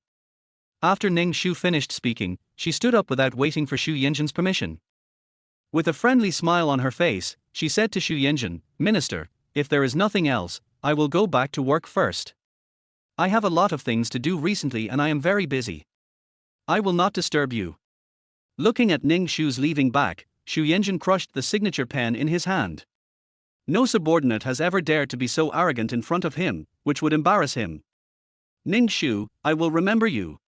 Just wait and see, I will definitely make it impossible for you to stay in the design department. Chapter 37 Conditional Exchange. President's Office. Fu Mingzhi wore black framed glasses, stood straight, and looked at the document in his hand carefully. Ning Shu sat opposite Fu Mingzhi, put his hands on the table, supported his chin, and stared at Fu Mingzhi intently, without any reservation, staring at him directly and generously. Sure enough, when handsome people work seriously, they give people a pleasing feeling. This ascetic style made Ning Shu want to pounce on him. Fu Mingzhi ignored Ning Shu's burning gaze. After finally finishing reading the document in his hand, Fu Mingzhi pushed his glasses with his hand and looked at Ning Shu. If you have something to say, just say it. Remember to wipe your saliva. He has seen countless women in his life, and even more women he wants to sleep with. This was the first time he met someone as direct and bold as Ning Shu. This woman is so shameless. As a woman, staring at a man so blatantly, doesn't she have any sense of shame? But for Ning Shu, there has never been a sense of shame in her dictionary. There are only things that belong to her and things that she doesn't want. Ning Shu smiled, wiped the corners of her mouth calmly, and said to Fu Mingzhi sweetly, Husband, you are finally done with your work, and you have time to take care of me. I have been waiting for you for a long time. Ning Shu lowered her voice, trying to use a delicate tone. But Fu Mingzhi didn't buy her trick at all, and said directly and coldly, Talk normally, otherwise, there is no need to discuss anything. Ning Shu frowned. Uncle, why don't you play by the rules? Other men all like their women to act coquettishly. Why is it that being coquettish doesn't work when it comes to you? I guess it's because women used to act coquettishly in front of him, and he is not the kind of man who is gentle with women, so this trick doesn't work on him. He is indeed a ruthless man with a sword drawn. Ning Shu changed his expression and said with a smile, "Tomorrow is my grandmother's memorial day. I want you to accompany me back to the Ning family." The last time she went back to the Ning family, she had a complete falling out with Ning's mother and Ning Yu. This time, if she went back alone, who knows how she would be humiliated by this mother and daughter. People who don't know would think she was the one who was picked up. Obviously, she is the biological daughter of the Ning family, but her parents never treat her as their own daughter. If it weren't for old Madam Ning, she wouldn't have returned to the Ning family.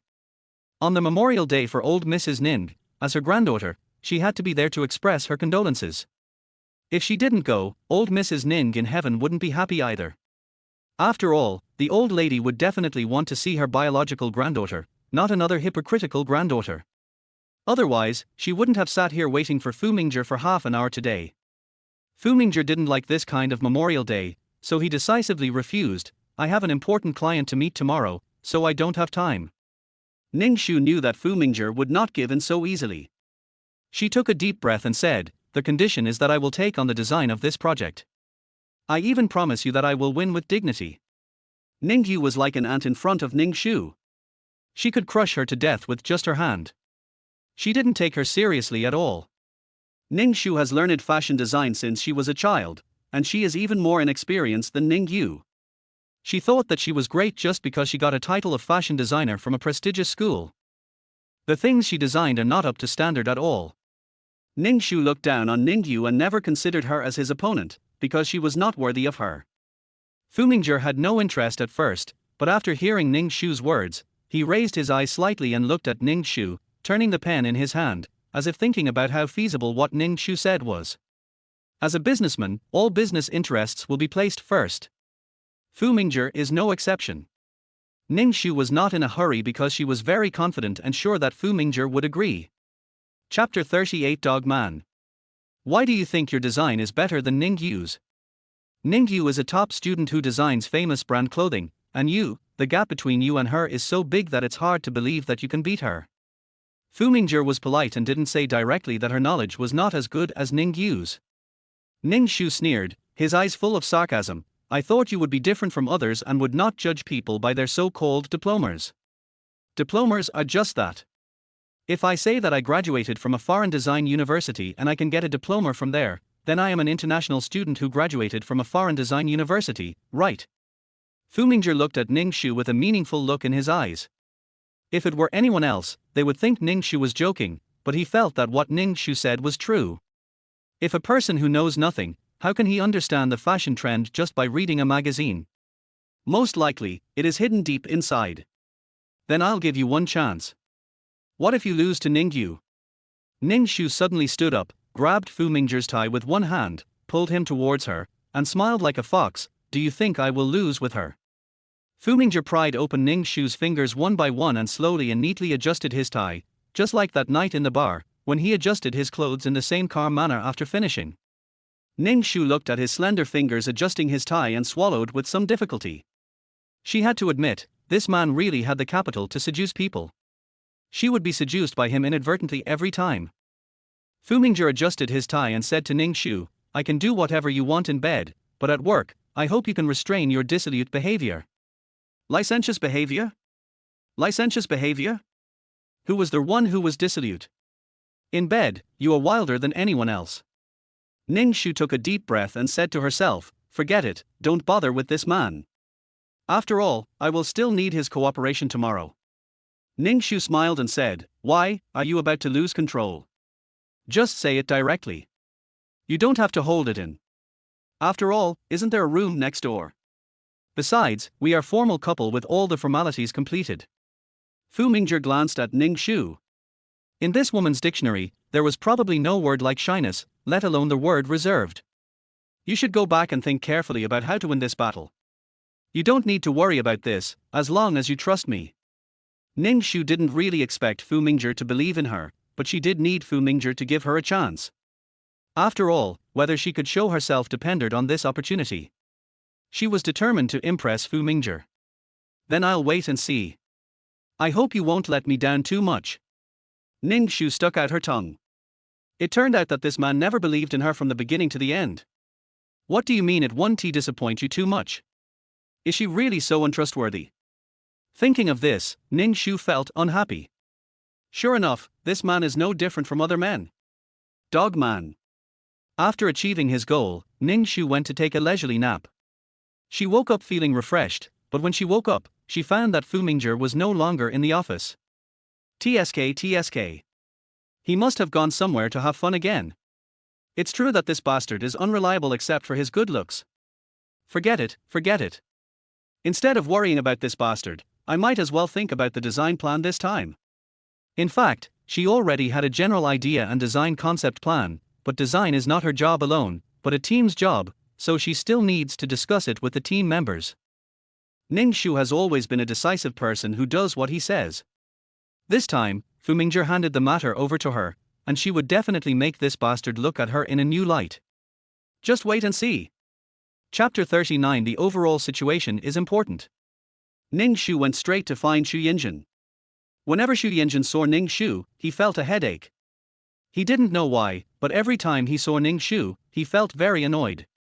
Ning Shu was obviously not bad looking and sweet, but she just couldn't like him. He has always been a relatively upright person.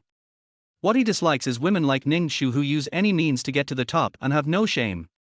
Ziru couldn't like Ning Shu, especially Ning Shu's attitude of pretending to know everything, which made him even more annoyed. Ning Shu sat down directly opposite Xu Yinjin's desk, looked at Xu Yinjin and said with a smile, "Minister, can you please notify the people in our team to hold a meeting together today?"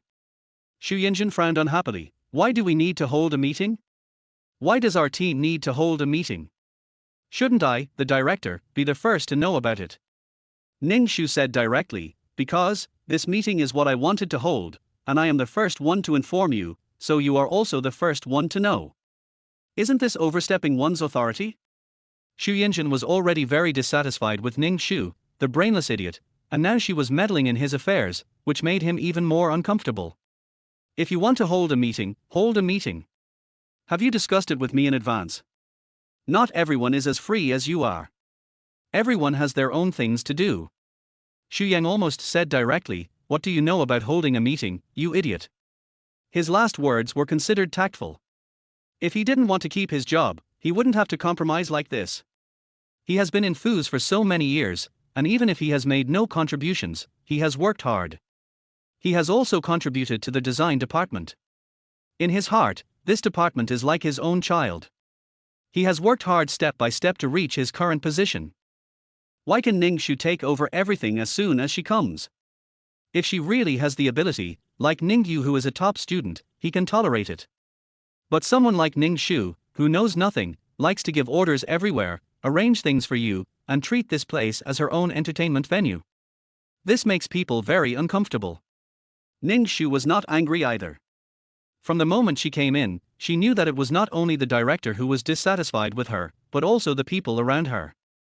They thought her resume was too simple and that she was just a graduate from a third-rate university. Those who could enter this department either had amazing academic qualifications, such as being a graduate student or a top student. She is the first one to be admitted to a third-rate university.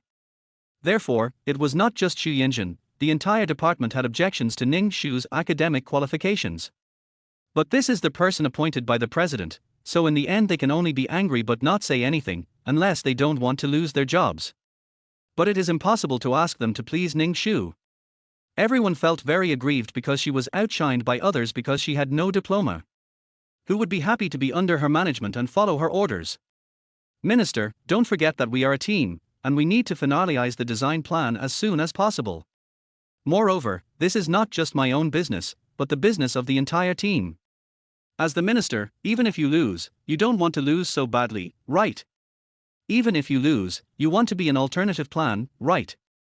When Xu Yinjin heard this, he felt that what Ning Shu said did make sense. As a minister, even if he really lost, he couldn't lose too badly. Otherwise, he would be laughed at after serving as the minister of Fu's company for several years. But Xu Yang really didn't want to listen to Ning Shu. Why should he do whatever she said?